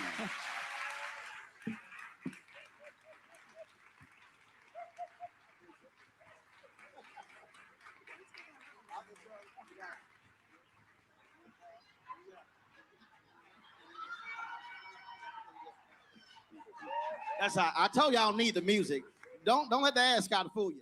No, he's so fucking cool. That's y'all's man, huh? All right, y'all keep listening to that nigga. I'm a bootlicker. Well, what the fuck is that nigga? So this professor later recanted. He later changed his mind about this super predator theory. He later changed his mind, but it was after it had been. I was gonna say the damage was done. My bad, y'all. After all the destruction to the community, child, my bad. Taken up after the mantle had been passed on to Hillary Clinton, and after she had championed for the incarceration and the locking up and the demonizing of young black boys and black men across the country, using her large platform, using her husband power as the president of the United States, and Broly probably knows all this, and he still wanted y'all to vote so badly for Hillary. That nigga's supposed to care about you blacks. What's going on? Pro-blackity black that knows everything about politics. But then again, child, y'all listen to caricature. Using their network through folks like Senator Joe Biden, using the most powerful levers in the United States to champion this idea. This ain't history from 200 years ago. This is the last 20 years. The ripple effects are still relevant right now to this day. Right? So this is, in a nutshell, these are three very important points. Well, no, it sounds like the blacks, the elder prisoners, let me not say blacks, but the elder prisoners are aging out, as they said. Remember when Sean Gaithwaite, child, is he okay? Didn't he get STABB'd? Remember when the four boys that had to do whatever they deleted Julio Fulio, and they were saying, no, we don't want to die. We want to just go to prison forever. And then the white ex-warden said, yeah, we need some more, what is it called? Sweat equity in the prisons because the elder ones are aging out and we need somebody to do that work. It's a racist. Is it racist? Somebody got to make them. Do prisons still make license plates, y'all? That used to be a thing when I was younger. Is that real? Where people went to jail and allegedly made license plates? Shout out to Nikki Kova. Thank you so much for the hiding jewels. I see you. I appreciate you. Come on, child. Related to what the crime bill were and four of the most important people that led to its packaging. Senator Joe Biden wrote the law. President Bill Clinton signed it into law. Hillary Clinton championed it. All these Democrats that love you coloreds. Child, she love the blacks. They love the blacks. And it was the work of a Princeton University, an Ivy League school, by the way, a Princeton University professor who coined the term super predator under the guise or with the hopes of containing and locking up young black boys and men. So for those of you who know all of this, thanks for bearing with me. And for those who are dumbfounded by this information, there's a whole lot of other research and more up-to-date research on these topics that's very accessible. All right. So for those who know, and I think there are far fewer of us who know about one of the most shocking judicial corruption scandals in American history. What? One of the most shocking legal corruption scandals in U.S. history. And if you know anything about U.S. history and corruption within our judicial system, you know that's saying a lot. So hold on. There were two Pennsylvania judges. The genesis for this scandal that I'm speaking about, as it relates to the crime bill. Two Pennsylvania judges accepted millions of dollars in kickbacks for sending children to privately run juvenile detention centers. Oh, not the kids, y'all. Not the kids. Right? So what that means is the crime bill set off triggered a wave of privately run prisons in and across the United States. Child, somebody was getting paid. Because the crime bill kicked off, such a what we now call mass incarceration, and because the jails ballooned and became overpopulated, so much so that it created a new market. And that they had to build some more. New market was filled by private investors and private prison owners. So did any of y'all get in on that? If you was old enough, get in on that. And as a result of that, two Pennsylvania judges were arrested and convicted for accepting kickbacks to fill juvenile detention centers with young children, mostly many black males, black boys who were overcharged. Right. Of course, it's always that way because blacks are always disproportionately affected ever since back then. But instead of doing something about it, and I'm just talking in general right now because everybody wants to keep saying disproportionately affected. Instead of doing something about it, just keep saying disproportionately affected, just saying disproportionately affected because that's going to change something, right? Let's make sure that we put the people who did this back in office so that they could do some more shit. Oh, yeah, they'll just pacify you and say, DEI, child, DEI. And then those people get something. These people get nothing. They're fired. Y'all still get nothing. Wash, rinse, repeat. Shout out to the poors and the fake poors. Shout out to y'all. Some who had committed minor offenses. Many of them had no lawyers. Many of them had no other records or anything like that. And this affected thousands of children. Thousands of children were thrown into these juvenile detention centers just so that these two judges could make millions of dollars from privately run prisons. How many of us know about this? Vaguely. Why don't we know about this? Yeah. The reason why I decided to do this episode is because, you know, I heard about this story long ago. I currently live and work in Pennsylvania, right? And as a result, I was, you know, in my classroom, I was teaching, and I was doing some work with some educators from Pennsylvania, and I just sort of thought about this story that I remembered from over a decade ago, and so I asked the class, who are all educators, right? Principals, vice principals, etc., teachers, and no one in my class knew about this story. I'm in Pennsylvania. Nobody knew about this story. So because they're smart and they're researchers, they went and they started Googling real quick, and they were like dumbfounded at what they found. And they were like pissed because they didn't know about this story. So that's really what made me say, let me bring this to a larger audience. Okay. So that's where the thought for this episode came from. What's even more remarkable than everything that I just said is the fact that one of the judges later received a pardon. And guess by who? From a federal clemency, which is a pardon. But guess who? Federal clemency, a pardon. I wonder who they got it from. I wonder who. Pardon this federal judge. Take a guess. Any guesses? It's either Joe Biden or Clinton. It's either Joe Biden or Clinton. Or maybe Obama. I'm going to go with Joe Biden. The one that they love and want to prop up so much, and that they need to get up there because he love the blacks. Because he love the blacks. All right. Obama. Woo, Joe. All right. Well, I think I would assume that many people would think, you know, President Trump, because there's been a lot of talk over the not Trump, damn. last few years of the various people who he's pardoned, right? I mean, he's been pardoning folks left and right, like never before that I can remember. It seems like, at least that's how the media, you know, portrays it. But it wasn't President Trump. It was President Biden. It was President Joe Biden. Oh no, not him again. Not Joe Biden again. You got more questions, but I tell you, if you have a problem figuring out whether you're for me or Trump, and you ain't black. Can't believe it. I can't believe it. Are you kidding me? Shout out to Michael. He said Hillary and Biden had Uncle Ruckus on speed dial.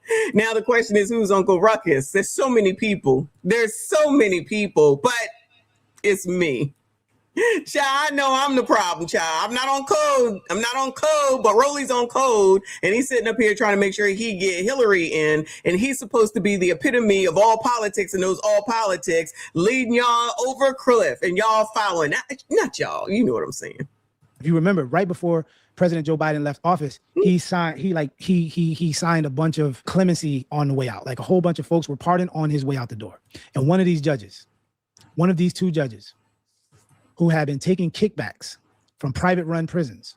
Lest we not forget that Joe Biden also forgave Hunter, that crackhead. You know, when the View was like, he's not going to do that. His son should be held accountable. Then he goes and does it. Well, I understand. It's his son. That shows and proves that these MFers don't give a damn.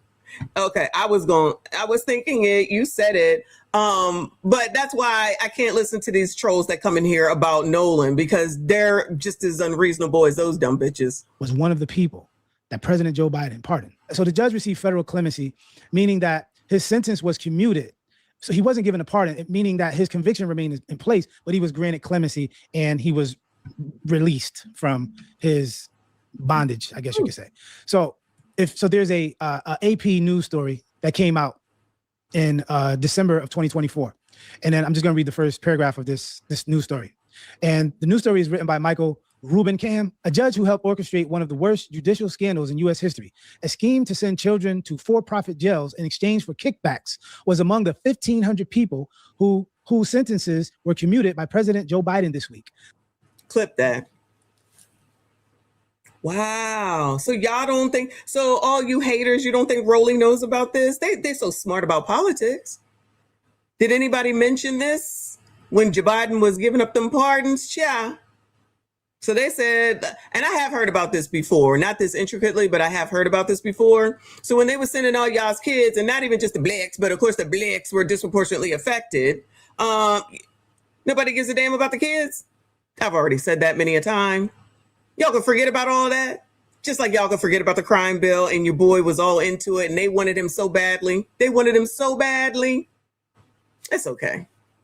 Because somebody around here trying to act like Democrats give a fuck about anybody but they damn selves. And the person that be in the comments talking about, oh, they both the two of the same coin, meaning Democrats and Republicans. Child, nobody said that they weren't. But you colors follow Democrats like they're your fucking savior and you ain't been saved from shit.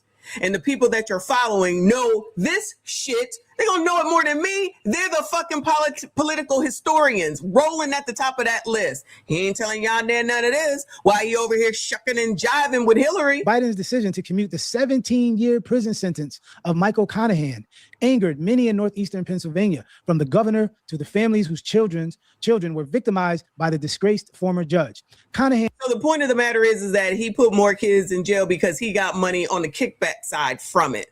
So what if that's what's going on today? But then again, it must not be going on today because, child, nobody want to hold these kids accountable. So I don't know what the play is right now. I personally do believe, let me not act like I don't know. What I think it is that they want the alleged crime is down violence to continue because then they bring in people that are supposed to curb the violence and then people get paid off of the back from that, allegedly. I ain't naming no names. I ain't naming no towns. But if you have the violence and you need, they always say, we need a new program. We need another program. These kids need something to do. So then they bring somebody in and give them something to do. They got to get paid and then they get paid. And the violence don't change, wash, rinse, repeat. And had already served the vast majority of his sentence, which was handed down in 2011. Quote, I do feel strongly that President Biden got it absolutely wrong and created a lot of pain here in northeastern Pennsylvania. This is coming from Governor Josh Shapiro, a Democrat. I know about the story and I'm still like speechless, like just even presenting it to you and reading the news. Like the fact that this story wasn't at the top of the news cycle. What? Speaks volumes. So this is in a nutshell. Not the lamestream liberal media. You thought they was going to talk about it? Child, come on now. Some of the dominoes that fell as a result of the crime bill, the private prison industry, the corrupt judicial system, and corrupt individuals who are supposed to administer justice as judges and who have become corrupted as a result of this. And again, we see who the majority of the victims in this scandal were young Black boys and men. Listen, it's the same shit, different time. Nick says, if you're a team Democrat, you believe in ABs, illegal aliens, legalize DOPE, I guess we can say that, dope, the ABCDs, pedos, welfare. If you are Team Republican, anti all of that, we are not the same. So, they're not trying to hear none of that, right? And even though we can see it in our faces, that's why I'm like, anybody that got a nose ring outside of Ty, but we only listen to him for the Nolan case. But you got orange hair, blue hair, green hair, purple hair, and all this shit all over yourself. And y'all want to promote those people. Y'all want to sit up here. Not y'all, you know what I'm saying. Sit up here and say that you fight for illegals to stay. Then you don't want to have an ID because having an ID to vote is racist. The new Jim Crow 2.0. Play it in y'all's face. And y'all sit here listening to it talking about I'm not on code. Child, you ain't even got a code. None of that makes sense.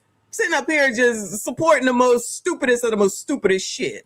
So tonight, I want to ask a larger question. Okay. What happens when incarceration becomes an economic incentive? In order to answer that question, I will address using 5 parts. Like I will break it down. I will break down a response to this question in 5 parts. Okay. By number 1, I will talk a little bit more about the crime bill and the mass incarceration. Look at that. Look at all them white people ready to go with that crime bill. Let me see. There's Billy here, Al here, Hillary here. I don't know who the rest of these white people are, but they was ready to go. Oh, this is a Black man right here. They was ready to go. Number 2, the mass incarceration that ensued as a result. The scandal. Damn, this is mass incarcerated starting in going up from 1988. Child, it's been going up since 1976, up to its height in 2008. 2008. Is that when we had the that's when we had the crash? Was that crash? The housing crash in 2008? Or am I getting my years mixed up? Then it's leveled. Well, it's still up there. So now it's coming down. Looks like a little bit on 2019, 2021, but not back down to this. You know, the height of racism back here, 1960, 1964, 68, 72. Started to rise up between 72 and 76. Up. Back here doing all this racism, child. Woo! Lord help your people. Thank you. And I saw what you sent to me, Uncle Rick. I got to say that for tomorrow. This is a mess. Yeah. When you think Rolly knows about this? Do you think he brings this to the people? Nah. All right. So that became known as Kids for Cash, number 3. And yo, you remember that program that came out in 2008, Cash for Clunkers? They just always doing the cash for, huh? Cash for Clunkers. Now it's Kids for Cash. There's a theme, y'all. There's a theme. And number 4, the presidential pardon or Biden's clemency. And 5, the bigger question, what does it mean when a country makes economic incentives for incarceration by privatizing prisons, which is what happened as a result of the crime bill and the super predator, spearheaded by the super predator discourse, championed by some of the largest, most powerful individuals in the country, controlling the most powerful levers of government, president, the presidential level, the senator level, Ivy League institutions, promoting these ideas. Man, part 1. The Violent Crime Control and Law Enforcement Act of 1994 expanded prisons. In 1994, I's married now with 1 kid.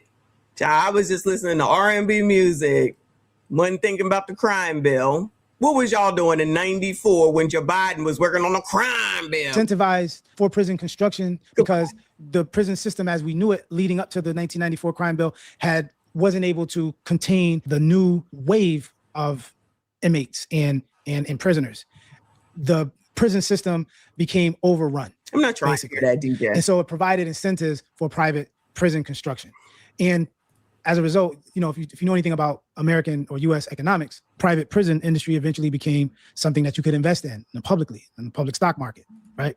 Yeah. And, you know, this, the crime bill triggered a lot of truth in sentencing grants. So like harsher sentencing, that's when the 3 strikes you're out, sentencing, the harsh sentences, the tougher sentencing, the expansion of police funding, the militarization of police forces across U.S. urban cities, right? All of this was a result of the crime bill. But there's a very important nuance here. All right, Jessica.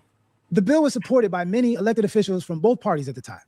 So obviously this was the result of a Democratic presidency and a Democratic Senate. The result of a Democratic presidency and a Democratic Senate. All right, y'all. That's enough. All right, that's enough. I'm tired of y'all already. I'm just kidding. Right. And interestingly enough, many Black leaders as well. The Congressional Black Caucus, their hands are also muddied, dirtied, bloodied as a result of this as well. Uh-oh. Ain't that him? Which one is that? Clyburn or the other one? I know it's 2 of them. Oh, they was a part of it though. They was chiming in on it.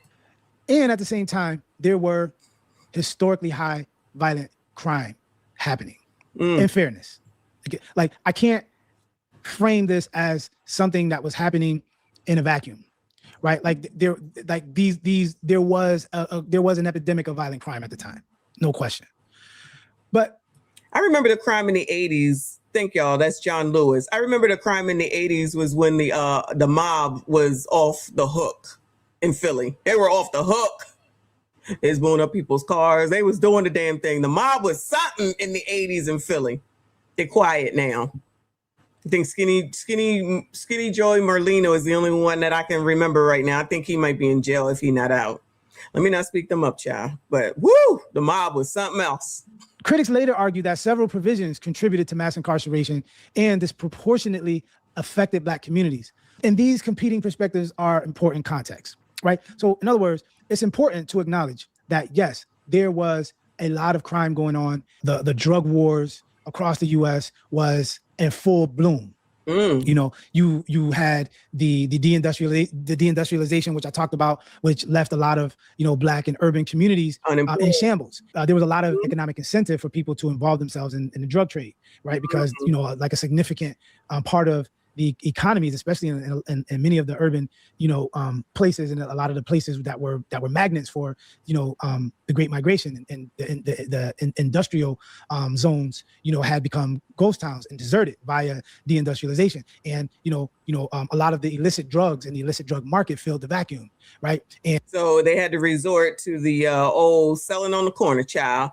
Katiana Mommy said Andrew Cuomo was Clinton's HUD secretary who forced banks to give mortgage loans to people who couldn't afford it and illegal aliens. Upon deportation, the homes go into foreclosure. Biden did it too. All that was a mess. All that was a hot ass mess. But because I saw that coming, because I'm in finance, and I was like, yeah, this is crazy. Shout out to those that took advantage of it. But that was a mess, period. Woo, Lord help your people. And, you know, so all of these things are happening simultaneously. And with that came a lot of really violent crime, right? To be fair. But the issue is the ways in which Black communities were overly disenfranchised and disadvantaged, juxtaposed with other groups who were just as involved in drug use. Oh yeah, white people, because y'all was down there and getting it. It was being brought to the white people though. You remember, like in some movies, but like in real life, when the white people was getting caught, first of all, they look crazy being in like Baltimore. I'm just using that for example. In the hood of Baltimore, the hood of Philly, the hood or whatever the hood was, white people coming up there in their cars dressed up. Like, y'all really wanted this that bad?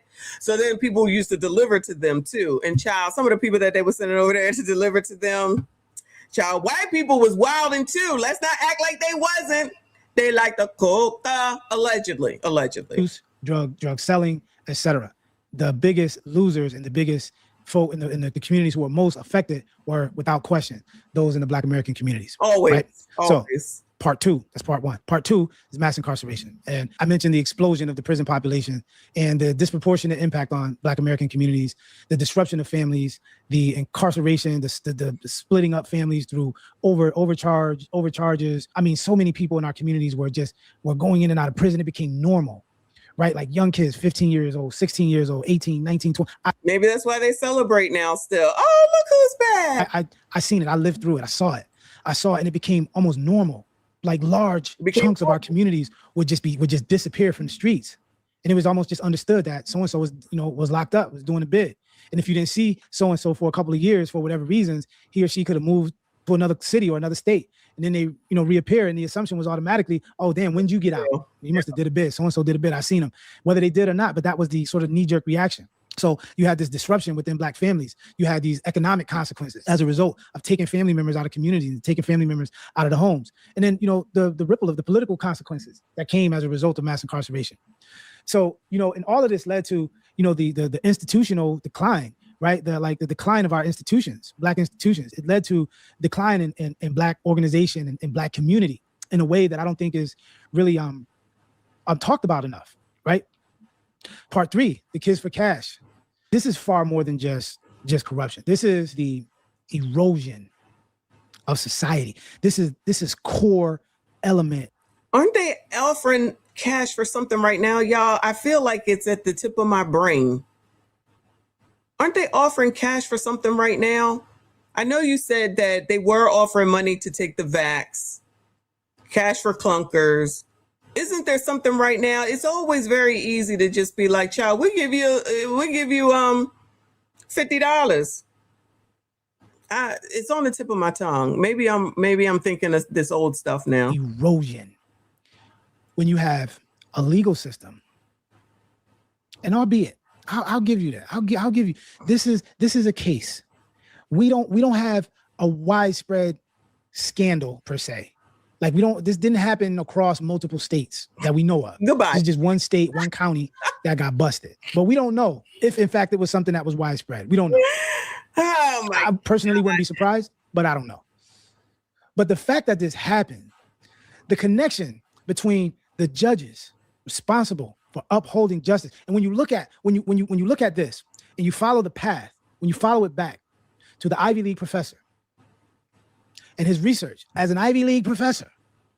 Yeah, the weapon thing for cash is a thing too. I forgot about that. And it's like, so y'all just taking your illegals and illegal weapons and getting some money for them, knowing damn well they got 55 more over here. Child, I'm telling you, this giving money for stuff is a thing over and over and over again.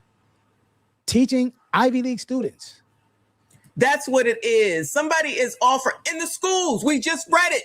Oh, attendance. I forget if it was Texas. We just read it. If you come to school 5 days a week, they're giving out money. Cash for attendance. Cash for attendance. Remember, I feel like I forget where it was, but they're like, Detroit, if I'm not mistaken. If you come to school 5 days a week, we're going to give you some money. And there's people sitting around talking about, yes, yeah. I'm like, what the fuck? What is wrong with y'all? Detroit, thank you, big boy. It's in Detroit.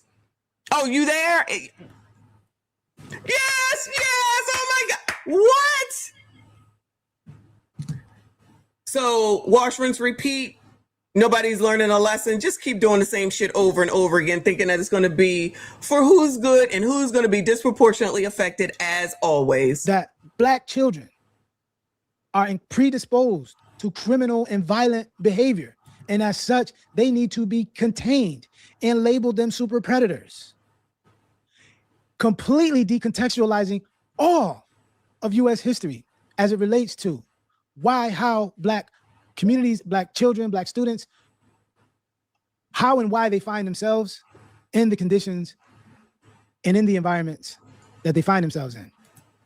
And being led by the same people that they follow over and over and over and over and over and over and over and over and over and over and over, but they love the Blacks. They love the Blacks. If I'm hearing this and it's reminding me of some of the things, I don't know it well. You think that the political people don't know? They not seemingly telling y'all that. They just saying, child, racism, and y'all follow along. Nothing ever changes. Y'all just want to blame it on white people. I love this for y'all. Not y'all. Well, not most of y'all. Interesting. Child, how you gonna tell me I'm misinformed? You can't even use the right variation of your child. If y'all don't at all taking into consideration that despite those environments, the overwhelming indications or stories of successful navigation and successful cases of young Black boys who were able to navigate an environment and to lead productive lives, not accounting for any of that. So you see the decadence of a nation on full display. Part 4, Biden's clemency. President Biden commuted Michael Conahan's sentence. Yeah. As part of a larger clemency initiative of over 1,500 people, based on an eligibility criteria that the president knows. I don't know what that criteria was. All I know is what I know and what I'm presenting to you. But this judge's conviction was not erased, all right? And the decision generated significant criticism from victims, Pennsylvania. Yeah, we know white people was in there. I don't know if you was here, child. The white people was in places they had no business doing, looking straight out of place. And then stuff was sent to them. I'm sorry, people took the stuff to them. A lot of Wall Street people in the NYC. I'm not saying that it wasn't going on anywhere else, but definitely a lot of the Wall Street people, they needed it to stay up. A lot of colleges, they needed it to stay awake and just to be dumbasses. So white people are not absolved. The problem is that Black people are always affected the worst and the most. And for some reason, the community, those that run the community don't want to acknowledge that, but it's always somebody else's fault, even though Black women are the leaders of this culture. And if we aren't happy and satisfied, it's going down. This better not be true, Dante. Look for Chicago to adopt cash for attendance. I know you lying. I know you must be joking. Please be joking. I can't do it. I can't do it. This cash for thing just shows, because it's not even like it's some life-changing amount of money that you get for these programs. For the cash for clunkers thing, it may have been $1,000. Is that life-changing? That was supposed to move the auto industry because it was failing because of after the crash of 2008. Uncle Rick said, with how smart I was in school with the tools they have now, I'd be a lawyer, a doctor, or an Indian chief. You can still do it. You can do it. You can do it. Go on, go back. I support it. I support you, boo. Yeah, officials and others because of the gravity of the. No shade. This man, this is on 1.5 and he just sounds like he's talking normal. I feel like I could take it up to 2. Quote, kids for cash scandal. This was a kids for cash scandal. The White House indicated that commutations were based on general criteria rather than an individual review of each case. Whatever the hell that means. This is an article in Politico that talks about that. But I mean, they justified what they did for the White House. It made sense to them. It was ethical to them, which, Hey, the famous blacks or the important blacks went along with it. So shout out to them. Which says, which says what it says. Part 5, the bigger question. And this is really sort of the crux of what I want to talk about. What happens when incarceration becomes economically profitable? And we have to be, when we ask that question, it's important to be mindful of the history of enslavement in this country, and 250 years of enslavement. The 250 years of free labor, 250 years of dehumanizing. And in 1994, the actors responsible for the 1994 crime bill and the dominoes that fell as a result of that, given that history, what did we learn as a nation? Nothing. What y'all think? What does it mean to have a president like Bill Clinton, who black people adored? You say it. The first black president. Say it. And yet he be the one to sign the bill into law. Oh, no. They don't want to put that together, child. They do not want to put that together. What does it mean to have Hillary Clinton running for president, who many black people supported, championing? Of course they did, because Rolly was sitting up there letting y'all know, the person that y'all follow, that you need to go ahead and vote for Hillary.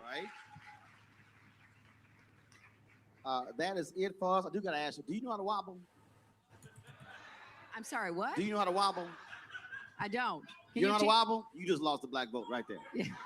Karen, the black folks on your staff need to teach you how to do the wobble. Well, Trust me. can you show me how you do it? Oh, I can show you how to do it. You gonna pick up some votes, trust me. Well, but I gotta see it in hold order on, to you know need it. Hold on, you need some music. I don't really the music, but I'm just saying. Okay, who can show me? Come on, don't be All right, shy. I told y'all Black Network we do a little bit different. Well, you raised it. Now don't leave me hanging Hold out on, you want me here. to put my iPod on? Don't leave me hanging out here. I got music. Maybe, Yeah, maybe. oh yeah, plug this up right now. Y'all know I'll put it on now. Secretary Clinton, it's a pleasure. Thank you so very much. Claflin, thanks you as well. Round of applause, please. Democratic presidential candidate. Thank you, Roland. Secretary Hillary Clinton. You see the sign in the back? I just noticed it. It says Hillary fighting for us. This is how your lead political person that the blacks be listening to is doing, y'all. You think he didn't know about all this stuff that this black man is talking about? Back there fighting for us.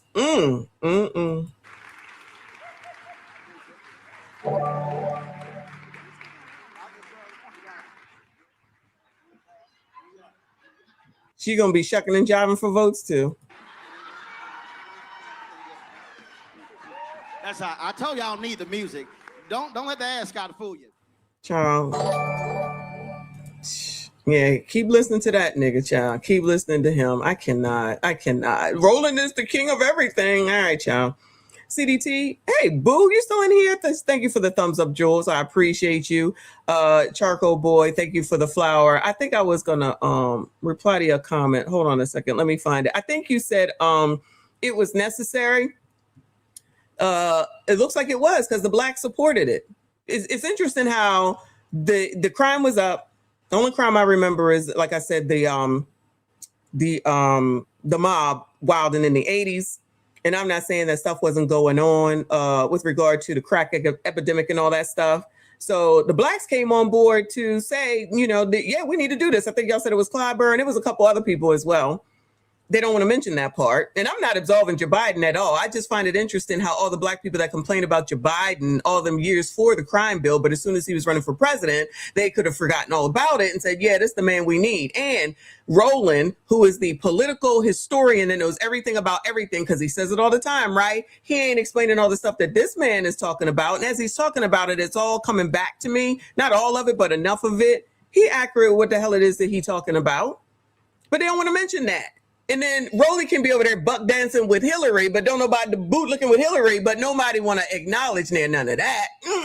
Child, forget all that. Forget Clyburn or whichever one it was, John Lewis, whoever it was, that was over there saying, yeah, we need to do this. We need to do this. And y'all talking about the mass incarceration and the disenfranchisement and all the black men that went to jail, but then turn around talking about, we got to get your Biden in. We got to get your Biden in. Who? What? You talking about the man that was responsible for the destruction of the black family and mass incarceration? You got more questions, but I tell you, if you have a problem figuring out whether you're for me or Trump, and you ain't black. You know that dude? The total initiative relative to what we can do with more border patrol and more asylum officers. President Trump? I really don't know what he said at the end of that sentence. I don't think he knows what he said either. Look. Hey, that's never going to get old. That's never going to get old. So, yeah, I'm sure that all those blacks, Broly, Clown, Larry Reed now, Ricky Smiley, they love y'all, child. They love you blacks. They love you blacks.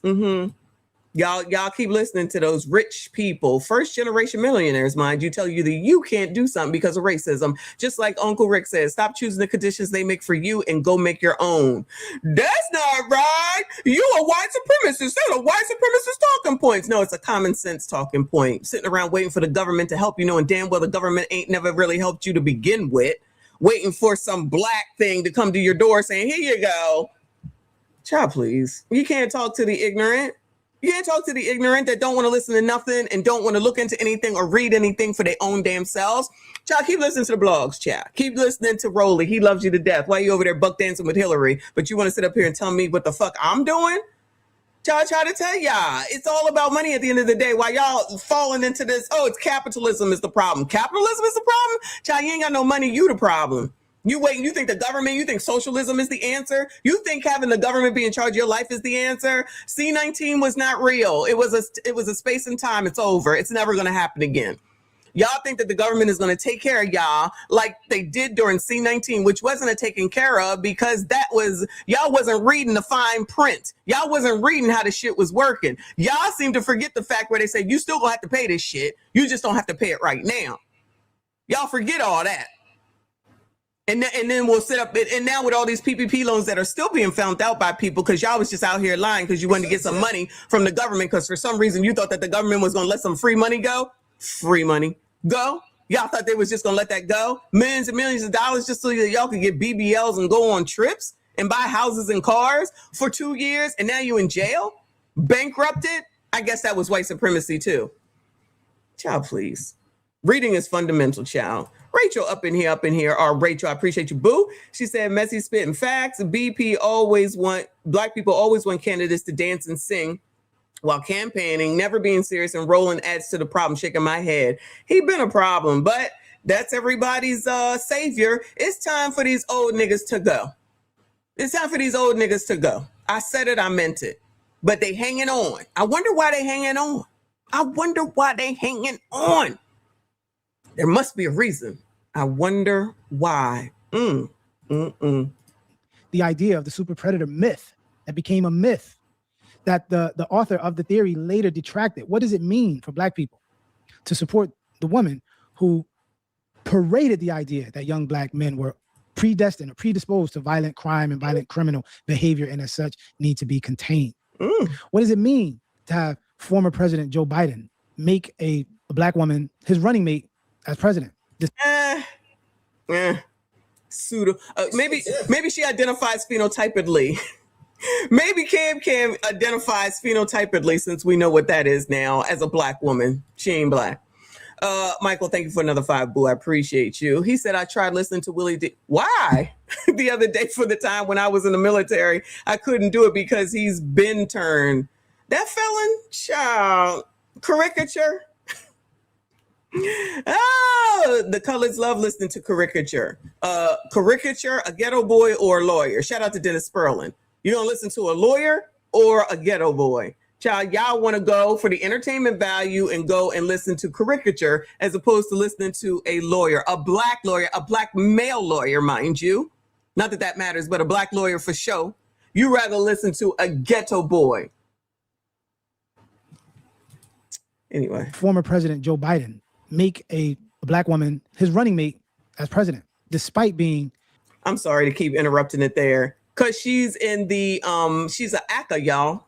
Don't forget about the D9s, y'all. She in a black Greek organization, so that allegedly makes her black. Let's not forget about that. Shout out to me for the rhyme. The author of the crime bill. Should local economies depend on prisons, given this history? Should judges ever have discretion that can be monetized? This isn't simply about 2 corrupt judges in northeastern Pennsylvania. It's not about one crime bill, and it's not about one party. It's not about the Democrats. It's not about the Republicans. It is about what happens when punishment becomes infrastructure. The thing about infrastructure, maintaining infrastructure, is that it can only maintain itself. And it will only maintain itself. Amazing. And it has only maintained itself, regardless of the party that was running the show. All right, I think he about done. I think it's yeah, it's coming to an end. But shout out to this man. Did I subscribe to him? No, the Air Report. The Air Report, HEIR. So shout out to him and all his work that he did over there. Good information. This is what I think Nick sent to me. Joe Biden not ashamed of the 1994 crime bill. Of course not. I guess this is when he was lucid. No offense against Joe Biden. He's sitting around here fighting cancer, right? I don't want to wish any harm on anyone like from that type of perspective. But fuck that nigga, okay? I'm just saying. Another thing about how perspectives change over time. Bobby Rush, member of Congress, said the other day, I'm ashamed that I voted for the 94 crime bill. You ashamed of that bill? Not at all. In fact, I drafted the bill, as you remember. I know that. And by the way, we talk about this mostly in terms of Black Lives Matter. Black lives really do matter. But the problem is institutional racism in America. That's the overarching problem that still exists. Wait, did he say this? Hold on. Back this thing up. Another thing about how perspectives change over time. Bobby Rush, member of Congress, said the other day, I'm ashamed that I voted for the 94 crime bill. You ashamed of that bill? Not at all. In fact, I drafted the bill, as you remember. I know that. And by the way, we talk about this mostly in terms of Black Lives Matter. Black lives really do matter. But the problem is institutional racism in America. That's the it's the racism that's the problem in America, Joe Biden said. Overarching problem that still exists. And we should be talking about it and look at it. Didn't y'all say that he spoke at some racist funeral or something like that? That was his boy, Robert Byrd or something like that? In terms of Black Lives Matter, Black lives really do matter. But the problem is institutional racism in America. That's the overarching problem that still exists. And we should be talking about it and look at it, the legacy of racism in housing, and jobs, and so on. So, but having said that, if you take a look at the crime bill, of the money in the crime bill, the vast majority went to reducing sentences, diverting people. The mass majority of the money went to reducing sentences? Child, that's not what we just heard. That's not what we just heard. What the and so on. So, but having said that, if you take a look at the crime bill, of the money in the crime bill, the vast majority went to reducing sentences, diverting people from going to jail for drug offenses into what I... Diverting people from going to jail, not paying to get them in jail and getting the kickback of the dude that he had pardoned. Not that, y'all. I came up with drug courts, providing for boot camps instead of sending people to prison. So boot camps. It was called a boot camp for the kids. Shout out to the boot camps. Anybody know anybody that came out of the boot camps and did well for their lives, Bueller? You didn't relearn whatever the bad thing that got you there in the first place. Put 100,000 cops in the street. Put 100,000 oppressors in the streets. Nice. Shout out to Joe Biden. Community policing was working. Neighborhoods were not only safer, but they were more harmonious. The neighborhoods were more harmonious. Well, child, who was here for all that? Who remember all that? You got more questions, but I tell you, if you have a problem figuring out whether you're for me or Trump, and you ain't black. Nice, nice. Shout out to Joe Biden doing the damn thing. And when the reason why the cops originally opposed my 100,000 cops for this community policing piece is because it's high intensive. It means they got to get out of their cars. So they literally got out of their cars and learned who owned the local drugstore, the local neighborhood bar. So what is he squawking about? Hold on. Whatever the bad thing that got you there in the first place, put 100,000 cops in the street. When community policing was working, neighborhoods were not only safer, but they were more harmonious. And when the reason why the cops originally opposed my 100,000 cops for this community policing piece is because it's high intensive. It means they got to get out of their cars. Oh, so the oppressor was being lazy before Joe Biden came up with the crime bill. So they was mad because they had to get up out of the car. Oh, no. Who knew? We be leering around here. So they literally got out of their cars and learned who owned the local drugstore, the local neighborhood. So the oppressor was out there getting to know the community, y'all. They was out there saying, hey. They was out there buying their coffee at Dunkin' Donuts, getting out the car. They was going to the Asian spots, going and getting some for their wives. Look at what Joe Biden did for everybody. Shout out to Joe Biden. He made the oppressors be a part of the community. Nice. Shout out to Joe Biden. Community policing piece is because it's high intensive. It means they got to get out of their cars. So they literally got out of their cars and learned who owned the local drugstore, the local neighborhood bar, whatever. And they was in the bars too, child? They were engaged in the neighborhood. They were engaged in those neighborhoods, y'all. They was engaged. I don't think they mean marriage, but they was engaged in those neighborhoods, y'all. Shout out to Joe Biden. He was just helping out and y'all didn't even know it. Build confidence so that the woman, the African-American woman living in a corner alone where the drug deal's going down in front of her house knows she literally used to have your phone number as a cop. She'd call you and say, John, they're out in front of my house, but you're not giving me away, right, John? No. And it didn't. So we had enormous success.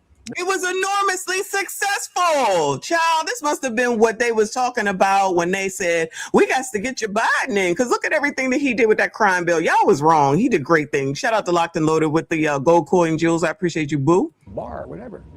And they were engaged in the neighborhood, which built confidence so that the woman, the African-American woman living in a corner. Wait, the African-American woman. Hold on. The black woman, the black woman. I missed that the first time. See, this is why we got to go back and re-listen. So he said the African-American woman, the 92% that support him so much so. Thank you for the gold coin, Delo. Appreciate you. Engaged in the neighborhood, which built confidence so that the woman, the African-American woman living in a corner alone where the drug deal's going down in front of her house knows she literally used to have your phone number as a cop. He said, you single baby moms, you black ones ain't have shit and I was your savior. That's my interpretation. He said, you single black baby moms ain't have no men, so I came here to help y'all's asses. That's what the crime bill did for ya. Who knew? Wow. Shout out to Joe Biden. Helping the blacks. Drugstore, the local neighborhood bar, whatever. And they were engaged in the neighborhood, which built confidence so that the woman, the African-American woman living in a corner alone where the drug deal's going down in front of her house knows she literally used to have your phone number as a cop. She'd call you and say, John, they're out in front of my house, but you're not giving me away, right, John? No. And it didn't. So we had enormous success. Now what's happened is we've cut the funding 85%. We've gone out there and we're going through Baltimore now. Look at the areas we're going through here. I'll lay you 8 to 5. The Baltimore Police Department is considerably smaller than it was in 1985. There are things I would change. I opposed, for example, the carjacking provision that the administration wanted in. But by and large, what it really did, it restored American cities. Wow, it restored American cities. Y'all been lying all this time. Joe Biden restored American cities with the fucking crime bill. Y'all just be lying. You African-American single baby black moms, this your mans. That's why y'all love them 92%. That's why y'all be 92%. Shout out to y'all. Oh, KCNBC fans, thanks for checking out our. oh no, I love it. Shout out to Nick. I think Nick sent that to me, child. Don't say we don't be leering around here. Chris Cross still up in here. Thank you for the poop boo. I appreciate you. Dante, thank you for the hiding jewels. I appreciate you. I tell you, thank Joe Biden. Shout out to Joe Biden. He the man. He is the man. All right, y'all. That's the end. That's the end of that, y'all. What else I got before I gotta go? Because I gotta eat, of course, but then I gotta get out of the house. Lord help your people. I swear that is too fucking funny, Joe. I can't take it. Jarika, hey boo, thank you for the treat, Jules. I appreciate you. Mr. DJ, thank you for the 100 Jules. I appreciate you. Now shout out to Biden, the hair sniffer. He does do that though, y'all, if you didn't see it. I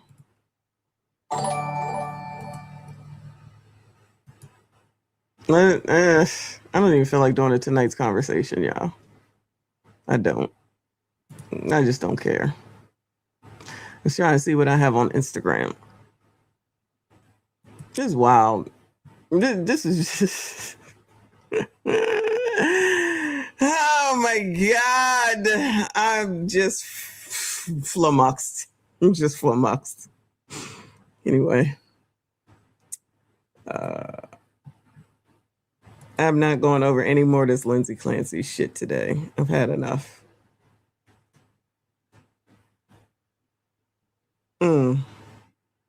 I'm trying to find y'all some positive news to end off on a positive. Oh, here you go. Let's do this. And then I'm done. Shout out to Generation X. Y'all remember the Weather Channel? Obviously, y'all remember the Weather Channel, right? Charcoal Cowboy, thank you for the floating heart, boo. Did you, bet you won't ride a bike with him? We used to have that as a drop, too. I got rid of it. It's not even a big deal. Anybody can fall. But child, not only did he fall off the bike, remember when he was on the stage and he fell off of that too? We had that too. Child, we've had some fun with your Biden. Is Trump doing any of that? Because y'all not sending it to me. I don't be watching him at all. I can't. So anyway, remember when we used to go to the Weather Channel to find out the weather? And we could listen to music, child. Let me slow it down. Let me put it on normal speed. All right.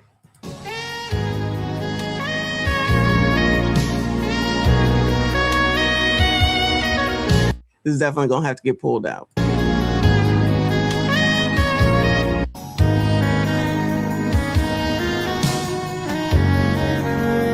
Ain't that Kenny G?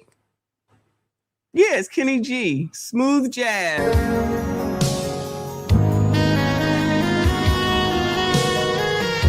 Let me calm everybody down. Some nice, soothing, formerly Weather Channel 90s music.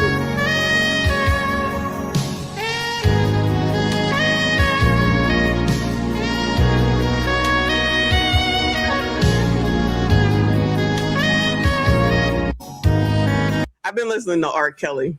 That's what I've been listening to. Specifically the Chocolate Factory. Shout out to the Chocolate Factory. That was a great, great, great album. You know, other people, you know, regardless of what R. Kelly did, it's not like he didn't have some great music. I'm not giving up music because people are crazy. Just like I'm not giving up the Cosby Show and A Different World and the new A Different World. Goodbye, Kay. Ain't no damn simp sound. Shut up. What you want to hear? Would you rather listen to Spin That? Well, my scanning ass fellas, I spending that money fast. 20s, 50s, 100s cash. Boy, going at Goyard bag. Boosting ladies where y'all at.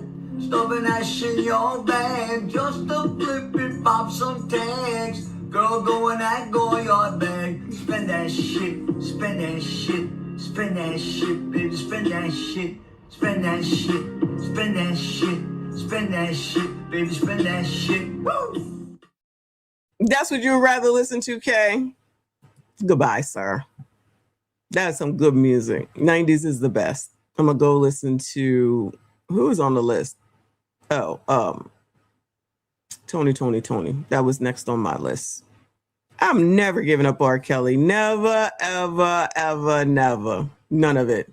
One of the kings of the remix, and the other one is Diddy. And I'm not giving up that music either. I don't care what nobody say. So, anyway. Y'all, we're a little bit over 3 hours. I can't even believe it. But I said we would be here for a while. It's already 2:30. Damn, the day is almost over. I got shit to do. It looks like it's about to rain, but got to get it done. Got to wash some clothes. I don't know if I'll be back later, but I got some things that we didn't get to go over that I still got to push back till tomorrow. I'm looking at it now. Yeah, it's quite a couple of things. But again, rest in peace to Michael Wright, Eddie Kine Jr. from the 5 Heartbeats. These Bitches Be Crazy from the Lindsay Clancy stuff. And Al, better listen to what Taylor Cox, whatever his name is, the Cox lawyer says. The Cox lawyer said, I'm so childish. Y'all already know. All right. Shout out to y'all. Thank you so. Oh, hell no. You know what? He just wants to get on my nerves. I'm done because Kay getting on my nerves. Shout out to all of y'all, though. Appreciate you. Hit the like button for me. Hit the dislike button for me. Shout out to the trolls because all views matter. Shout out to all of y'all that donated today. I appreciate you. Shout out to all the channel members. I see you. I appreciate you. Thank you so much. Shout out to Tadisha, the keeper of the code. All right. Turn on notifications. I might be back. We shall see. If not, definitely tomorrow. Should be around 10 a.m., 11 a.m. tomorrow EST. I see you. I appreciate y'all. I see you all in